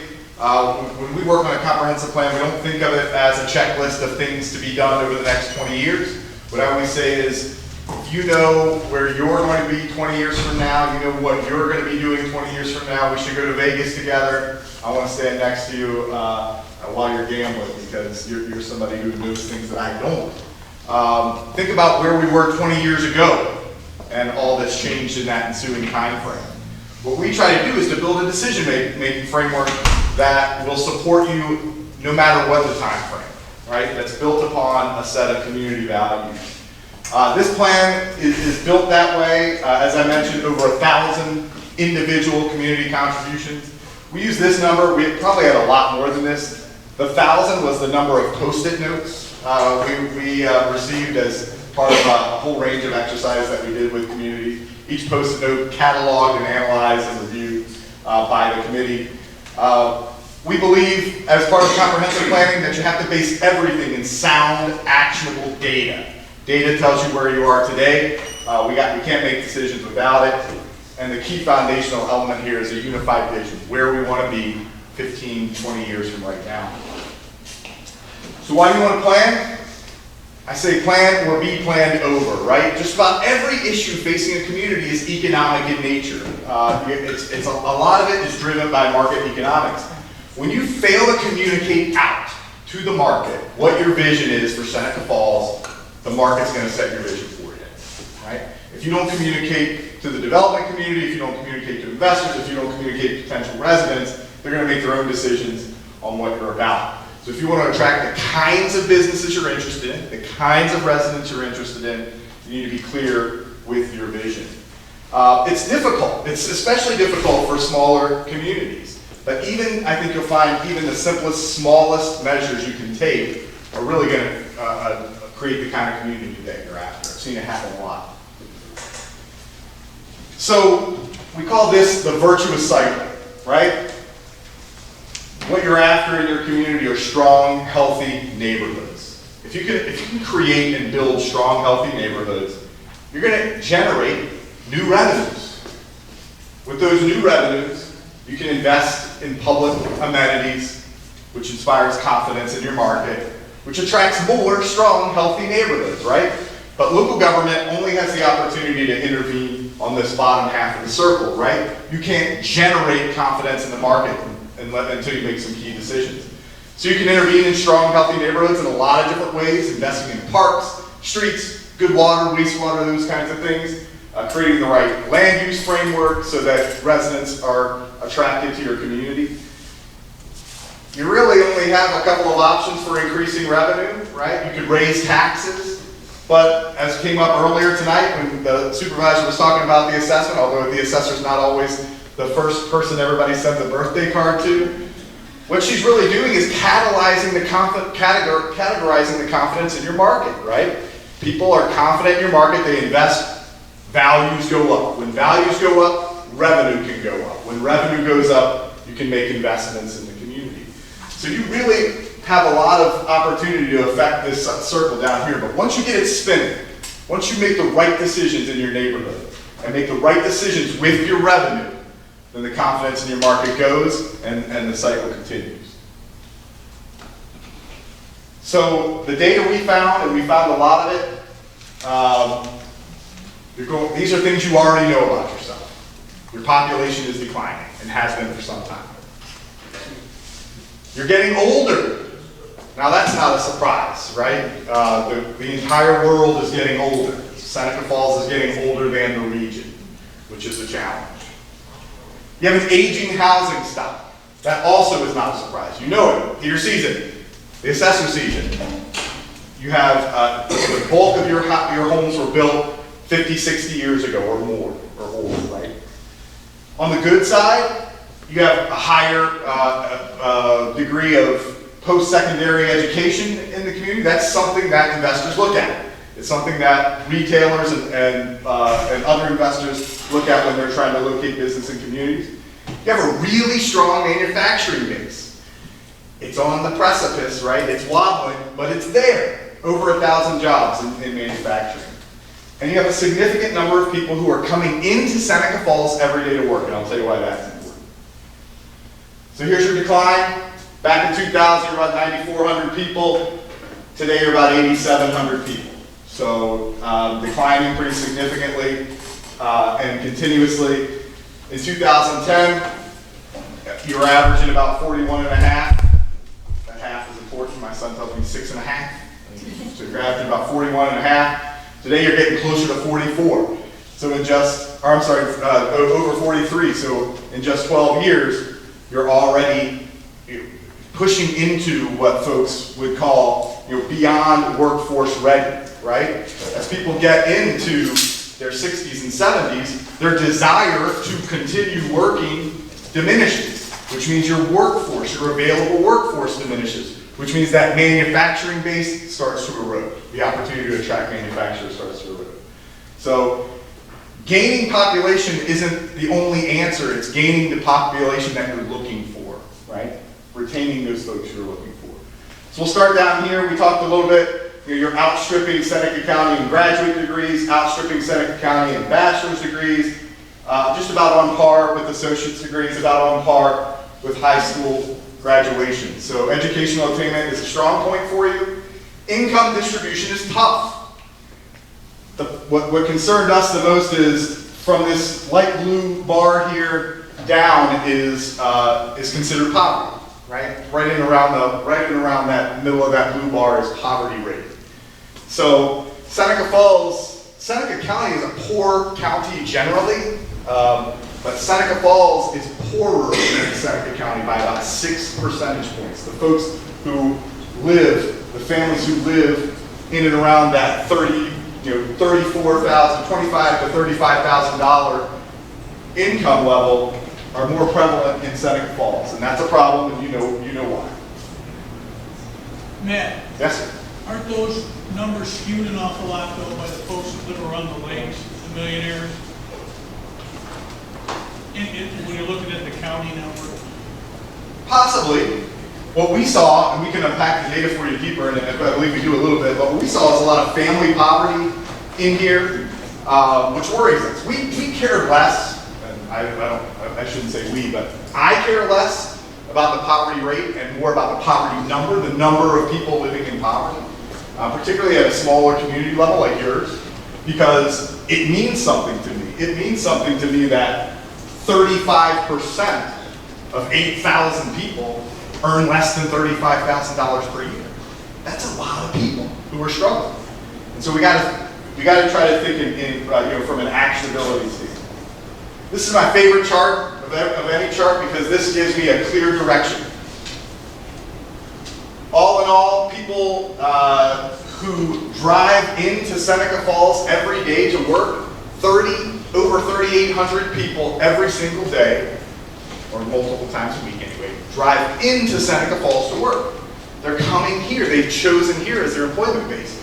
But for some reason, they have not chosen here as the place to live. And so we want to get to that. This represents an opportunity. 3,800 people represents an opportunity to increase those residential numbers. 3,000 people sit here today and leave to go to work, right? Sleeping in here tonight, getting up in the morning, going to work. This represents your economic development opportunity, right? If we can drill down into clusters and tell major employers, these folks are looking to work closer to home, then we may be able to attract additional manufacturing, additional retail and others. The top employment sectors, again, this is awesome to still have this in this day and age. Number one employment sector in Seneca Falls is manufacturing, over 1,000 jobs. On its tail is accommodation and food service. What's not great, what's not shown in this list, is that manufacturing is predicted to wobble a little bit and start to slide. Accommodation and food service is going up. Right, it's on the way up. Good news is that's great for tourism. Tourism has a lot, or this speaks to tourism, I should say. Tourism has a lot of ancillary benefits. Seneca Falls hums along on it in a lot of ways. The bad news is they're not always the best paying jobs. They're not always full-time jobs, and so we have to be mindful of that.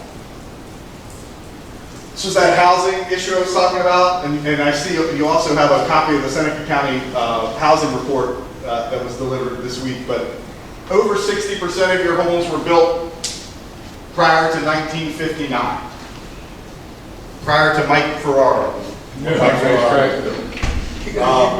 So that's a pretty big number, right? And just like most northeastern communities, it's a little bit monochromatic. 61% are single-family detached homes. You'd expect to see that in a community that's characterized like Seneca Falls, kind of a smaller town community, more rural. But when you're trying to attract a variety of residents, particularly young people and seniors, single-family detached is a challenge, right? And so I would say communities like this in the Northeast, we don't have 2,500 homes. We've got one home 2,500 times, right? That two-story thing with the laundry in the basement. And as you're aging out, you want to age in town, but you can't age in the home you're in, right? So you got to struggle there. What we don't have to struggle with is affordability, which is fantastic. Down in Seneca Falls, median home value in 2022 is just a little over $130,000. By the time we work our Zillow magic here and back down all the way into the average household income required to afford that home, it's about $43,000, of which a substantial portion of the town of Seneca Falls makes, right? So in terms of folks owning their home, it's completely attainable in the town of Seneca Falls in most cases.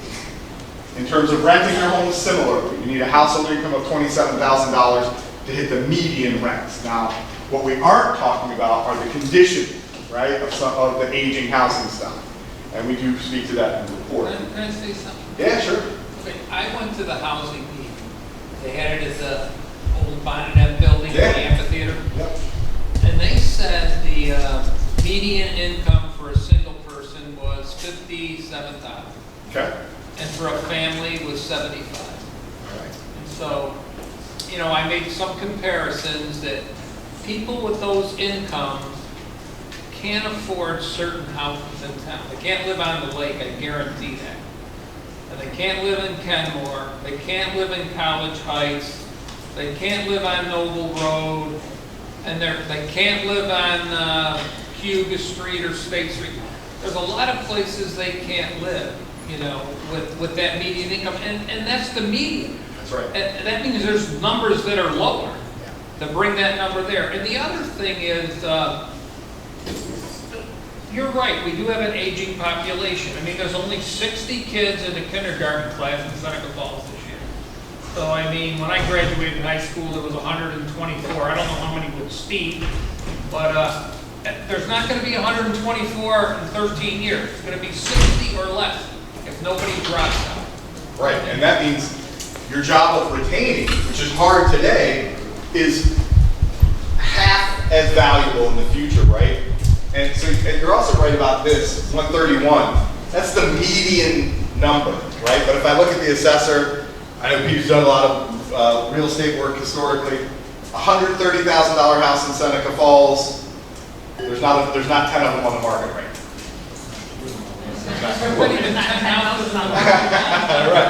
Right. So They're not worth 130,000. yeah, I mean, so that's the real issue here, is that the median value doesn't tell you a whole lot, right? And the median value, again, if there's no stock there, it doesn't tell you anything. And so what we've got to do is bump the stock, and I know you're working on that. And one other thing. Sure. You know, the federal government determines what is poverty. Look, if you're living, if there's a family of 4 and they're only making $75,000, they're poor. That's poverty. Yeah, we do, and these benchmarks are such a mess, right? They do median household income, and if you're a percentage of median household income, that means something. If you're 50% or 80%, that qualifies you for certain grants. But you're 100% right. If you're making $20 an hour, which is an amazing job, but you're a single mom, $20 an hour times 2,000 hours a year, that's a full-time job, 2,100 hours a year, it's only $40,000. If you got 2 kids and you're a single mom and you're making $40,000, I don't care what that chart says, you're not buying a house, right? It's not happening. So the data was a mixed bag. A lot of it real tough, but it gave us a good direction about what we should be focusing on, where we should be going. So we took that data, we took some of our early ideas, like the steering committee's early ideas and we went to the public. We try to use a diverse set of engagement tools. We start with the steering committee. As I mentioned, a lot of those folks here today. The steering committee met at least monthly. Toward the end, they met 2 or 3 times a month to really refine their recommendations. A good cross-section of community interest, and they put together the public engagement strategy. We then moved on to these subcommittees, which I got to give Dr. Socia credit for. Pete came up with this idea of, let's take the issues that we're challenged by, as we uncovered in the data, the issues that we're challenged by, and put people who are really interested in that on each subcommittee. The subcommittees met over 6 weeks, bi-weekly. There were 4 of them, so we had 12 subcommittee meetings. We worked those folks to death. I mean, they really worked hard on specific interests. We had a very well-attended public forum. We got some help in advertising, which was great. Got a bunch of people out to the event, and that's where we got the bulk of our 1,000 pieces of ideas or pieces of public input. And then later we'll talk about the more formal public hearing, and if you want to do a forum, I think that's a spectacular idea. So what do we do with all this information? So the way we organize the plan is you have your vision. The vision for Seneca Falls is the the ideal state of the community 20 years from today. It's presently stated, which is a challenge. People look at it and say, well, if Seneca Falls isn't bad, it's not bad yet, right?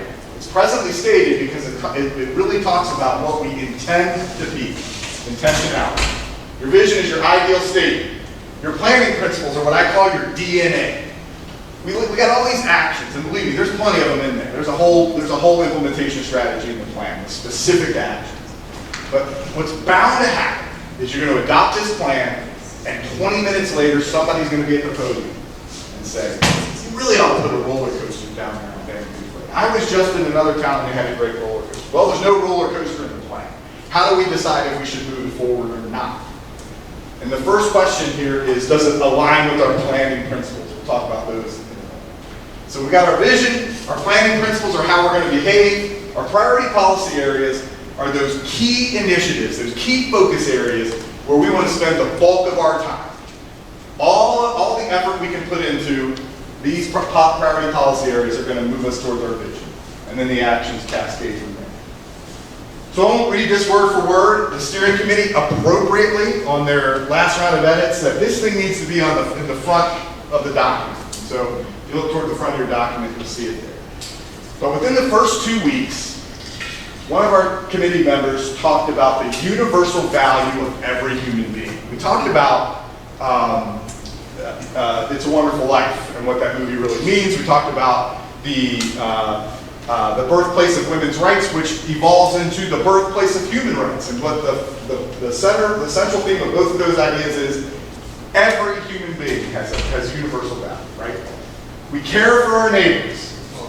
We've got an abundance of culture and history, landscapes and waterways, a flourishing downtown, historical and cultural center of the Finger Lakes, diverse heritage, preserve our natural resources, cultivate innovative economic development toward resiliency and sustainability. And, you know, at the end of the day, when we took this to the public, they graded our paper. They looked at it and said, Seneca Falls isn't bad. We can't write that. That's not what Seneca Falls is. And we made it clear in the document what you have to do to get there. What you have to do. Some of these, you're there, right? But a lot of them, you're 10% of the way there. Or you're 50% of the way and sliding backwards. And you got to get back on track, right? So that's the vision. That's where you're going 15 years from today. Those planning principles, number one, environmental sustainability. So when somebody comes up to your table and says, we want you to invest in X, or we want you to invest staff time in X, your question is, will this decision protect the short-term and long-term viability of our natural resources? Question two, financial resilience. Does this decision consider both the short-term and long-term financial needs of the town and its residents? And financial three, inclusion and empowerment. Does this decision help us support individual and collective well-being? In the private sector, this is called the triple bottom line, right? And what it basically says is, we know that some combination of these three things is going to get us toward our vision. Every single thing we do cannot be perfect in all three. Every single thing we can do might only check a box or two. But the bottom line is, if it doesn't check any of these boxes, then it's not worth investing your time in, right? These are what's going to get you toward your vision.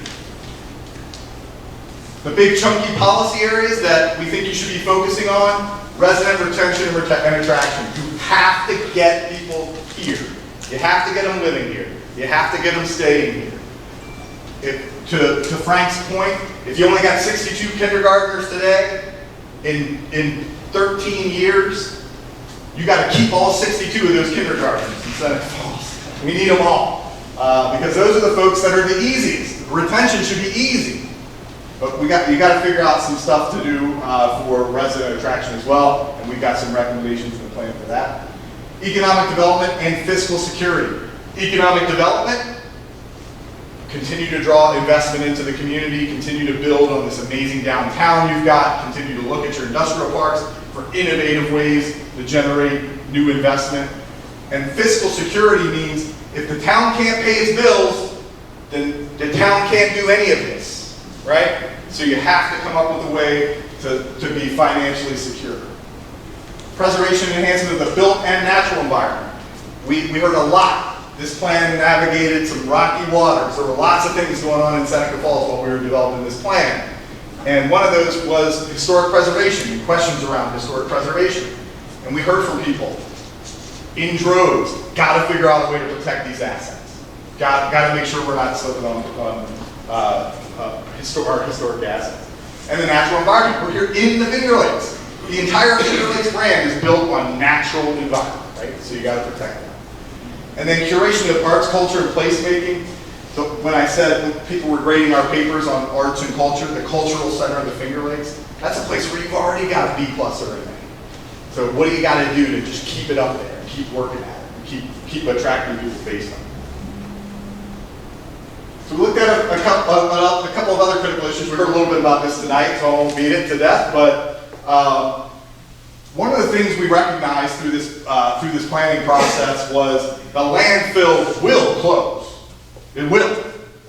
And the plan itself goes through a bit of a narrative about what the proponents of the landfills have to say and what the detractors of the landfill have to say. And in large part, a lot of the proponents of the landfill have an economic argument for it. And so what our biggest concern was if there's an economic argument for keeping the landfill, and the landfill is going to close at some point, today, tomorrow, 25 years from now, then you need to create a fiscal independence strategy or a fiscal sustainability strategy. We talk about landfill revenues, but they're by far not the only. See if we had done this at 6 o'clock, or we could have stood for the whole thing. We're not talking about. Even though we say landfill revenues, they're by far not the only one-time or short-term revenues that are hanging around out there. So what you need to do very quickly is parse out all of those long-term or short-term and near-term revenues and create independent funds for them. Create reserve funds for waste diversion program. Because somebody pointed out, if and when the landfill closes, we got to have a more efficient way of disposing of our solid waste. So invest landfill and other short-term revenues in waste diversion. Economic development and small business support. When you add up all of your revenues, whether or not you're using them for day-to-day operations, when you add up all of your revenues, landfill and other near-term and short-term revenues make up a substantial, over 35%, or nearly 35%, I should say, of your total revenue base. You gotta diversify. You gotta create future revenue for the town. And small business is probably the way to go with that, we determined. It's the most resilient way to go with that. Housing, we just said, a big reason, by the way. We just walked through it. A big reason people don't stay in Seneca Falls, no housing.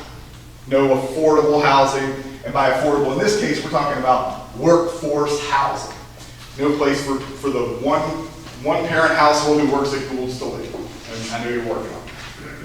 And infrastructure. Build all the houses you want. If you can't serve them with water and sewer and great roads, parks, forget about it. It's not worth your time. The Cayuga Nation. This was another conversation that was ongoing throughout the process. The plan recognizes the fact that this gets really complicated, and our committee did a great job of parsing out. And somebody at the beginning, the chief mentioned Emma Falkenstein, who learned more about reservation law than any 21-year-old person should know. She's on our team. And what we found out is there's lots of definitions of reservation out there. There's a treaty definition, and I will walk around forever with the number 64,015 acres in my head. There's a treaty definition. The treaty definition says 64,015 acres, right? The Supreme Court has said the treaty is in force. You make of that what you want to make of it, right? There's a federal a Bureau of Indian Affairs definition, and that Bureau of Indian Affairs definition is title held to property by the nation in trust for the nation by the federal government, right? The title held part, there's about 1,000 acres of property that the Cayuga Nation owns today, fee simple title. Of that, about 100 of those acres are in trust. So whichever definition you guys want to hang on to, one of those three buckets meets a reservation definition, right? So what the plan suggests is you've had a long, not you personally, not anyone personally sitting at the table, but the town of Seneca Falls has had a long history of discord with the nation. And it's not doing many people any good, right? So we have to try to rebuild that relationship for the benefit of economic development and in recognition of your vision, universal value of every human being, right? So, by the way, the town of Seneca Falls, like, you don't have the power to close a landfill, you don't have the power to recognize or disrecognize an Indian reservation. All you can do is affirm whatever the federal government says. If the federal government says it's a reservation, it's a reservation.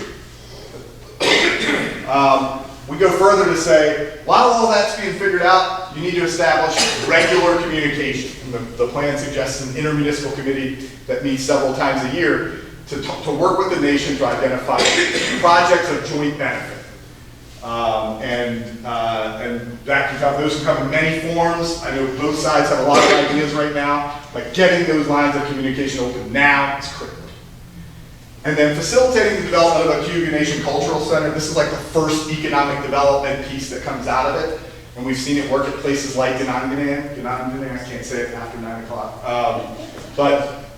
We've seen it work in places like that. Significant tourism and economic development opportunity, right? And the Cayuga Nation wants it, and you want it, and so why not work together to make it happen?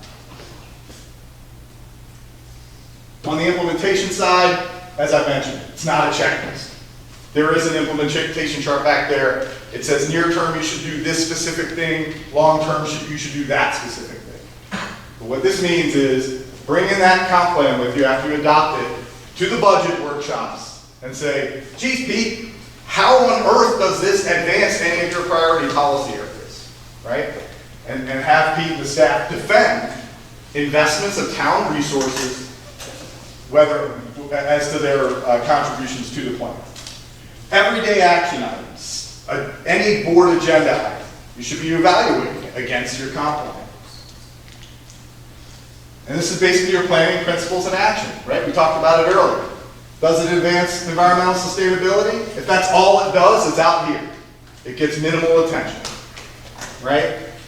If it only checks one box, then it gets this much attention. If we can find places where it overlays, it ensures empowerment, and it promotes financial resilience, the micro-enterprise program is what I'm thinking about. We're taking small business, we're focusing in a given area, it promotes inclusion and empowerment, it creates financial resilience. That's got two boxes. We're going to check, we're really going to check that. If it doesn't check any of these boxes, there's a word for it. Federal mandate, right? So if it's not a federal, that was a late night joke.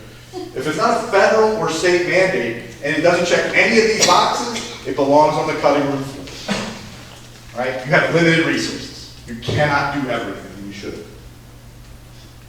And then inside of each policy areas, you have a table that says, here's what you should do, here's when you should do it, here's about how much it should cost, and here's who should be helping you out with it. Right? And there's a couple dozen of those action items.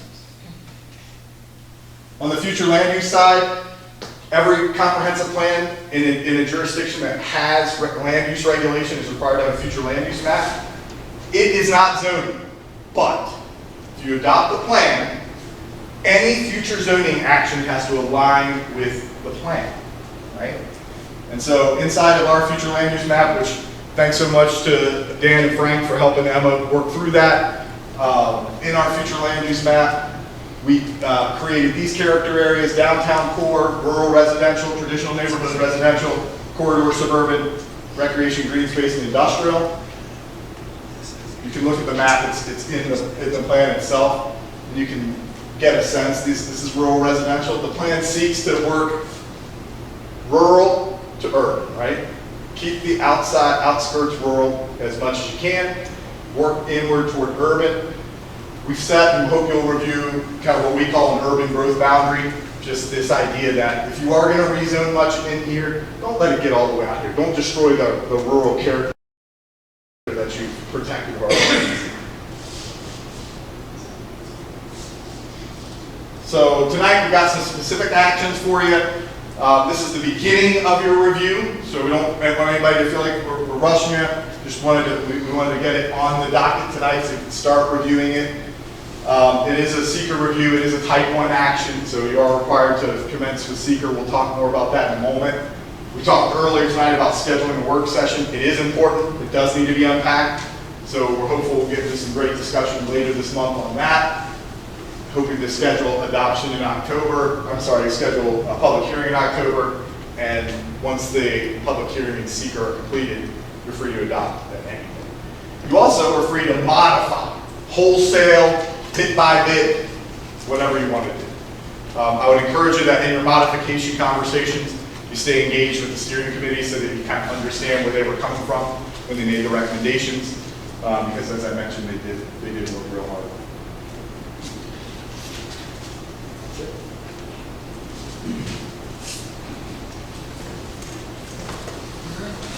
Thank you. Thank you. And again, great job. Thank you very much. Appreciate your work.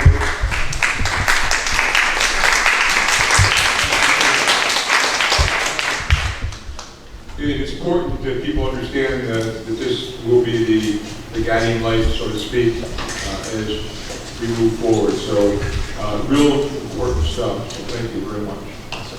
Okay, so a few resolutions related to the comprehensive plan.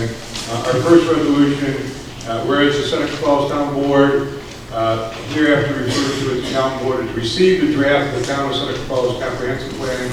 Now therefore be resolved that the Town Board does hereby schedule a public hearing and move to continue the review of the comprehensive plan at their October 3rd, 2023 meeting at 6 p.m. at 130 Ovid Street. Can I have a motion for that, please? I'll make the motion. Thank you. Second? Thank you. Any discussion? Yeah, I'd like to not move on this and wait until after the forum. I mean, I kind of heard two things out of Matt's on this last slide there, and that's we need to take the time, we need to have 2 or 3 things happen there, but let's get this public hearing scheduled for October. It doesn't make any sense to me. Let's get that stuff done and then figure out when we want to have the public hearing and move forward with the vote. Okay. So noted. Any further discussion? Okay, we have a motion and a second. All in favor, please say aye. Aye. Anybody opposed? Opposed?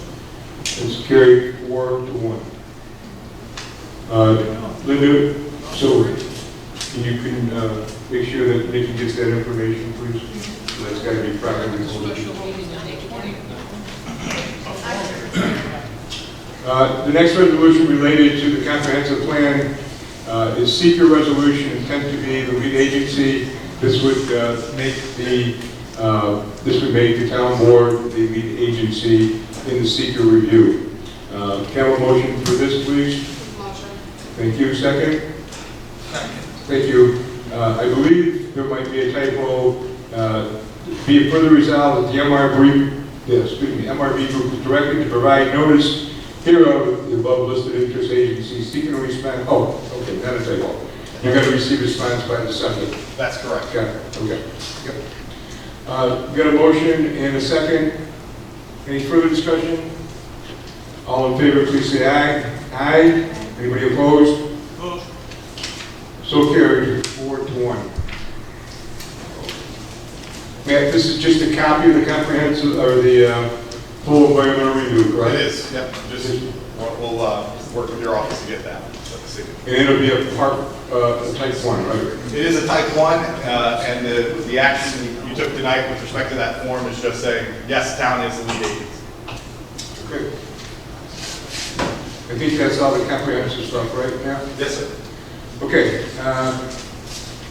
The next resolution is one I sent out. Hopefully everybody got that. The town board of Seneca Falls supports for the town supervisor to sign an engagement letter with the MRB group to complete the Barrett Street Culvert engineering report. Whereas the town of Seneca Falls has been awarded a non-agricultural, non-point source planning grant to study the Barrett Street Culvert.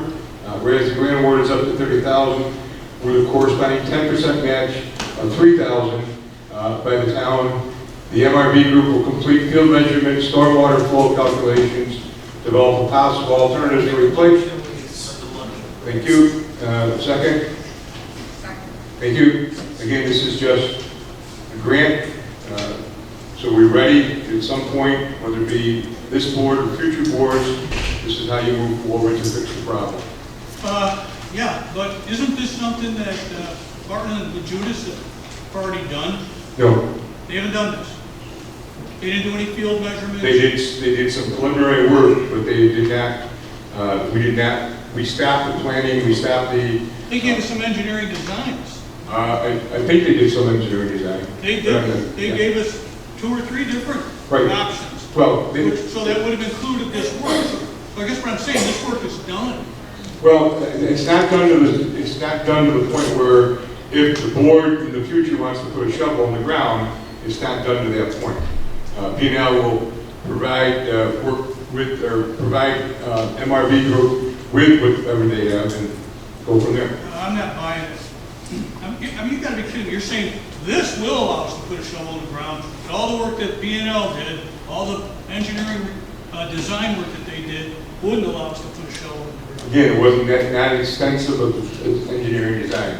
It was Peter who had some ideas and thoughts on a couple of different, they had 3 different options on how to do it. I mean, they had a design to the point where they took it to Bonadent to see if they could get permission. No, I know. I took it to Bonadent myself personally. You know. It was just a culvert. This work was paid for already, but we're going to pay for it again. So, all right. Again, it's a grant.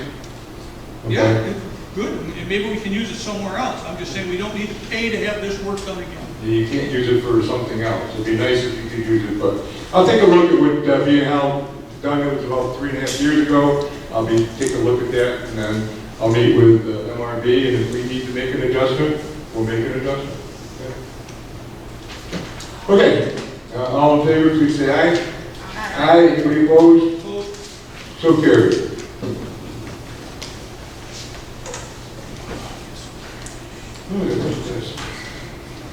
Okay, water leak and pool credits. The total amount of credit for water leaks, billing areas, pool credits is $1,215. Can I have a motion to provide these credits, please? Thank you. Second? I'll second it. Thank you.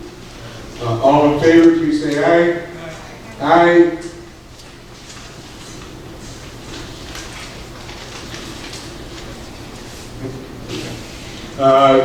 Is there any other new business in front of this board? Yeah, so just going back to the audit, the article and everything that was posted. So, Pete, I got your email, I saw your responses and whatnot. However, you know, I would really like to be, and I'm not going to speak for the other board members, as a town manager, I want to know more about what's going on, more discussion, end of the month reports. I sent an email, didn't get a response from you, so, okay. And, because you do report to all of us, all right? And I also would like to know more in detail about how we're going to be responding to the audits in all of those details as well. Because I, you know, that's important. Not just for Mike to be aware, but for all of us to be aware. Because there are the 1 through 4 details. Yes, I understand that, but I'm quite certain there's more details to them. So I think this goes to the earlier comment, you know, with Steve with the resolution that, you know, we just need to act more as a team and that we're all receiving the same information, transparency, that's important. I don't know, I'd like to see communication. There's 90 days to... I don't care about the 90 days, Mike. I'd like to know for when, you know, it's not about responding back to the comptroller. It's about working as a team, and I believe even in your little campaign interview, it was, you know, a smart person once told me that, you know, it's really important that, you know, that you can be transparent, that we work as a team, but even in, it's a lot about the I for you. So it's important that it's about us, because I want to know more. I agree. Thank you. Anyway, just so everybody remembers, the audit, the comptroller was in Seneca Falls because they were checking on the audit that they did in 2018 and what the town board completed from that audit. And lo and behold, the town board didn't do a whole lot to change the deficiencies that were in place. So when Mr. Churchill and myself came on board in 2000, I was under the assumption that everything was accomplished. And lo and behold, that was not. And we had a former board member speak tonight.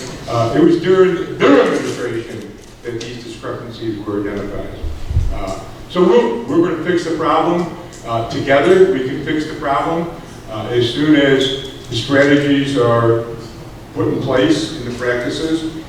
We'll work together to fix the problem. Some of the other financial issues really don't come under my domain or yours. It's an elected position, and that's in the town clerk's office with some not making deposits on a regular basis or quick enough and making logs when they're supposed to. So a lot of those recommendations have to be worked out with the town clerk. Okay? Okay. Any other? Motion adjourned? We can't, yeah, because we can't pay the bills. Motion and seconded. All in favor, please say aye. Aye. Thanks, folks. Have a good night.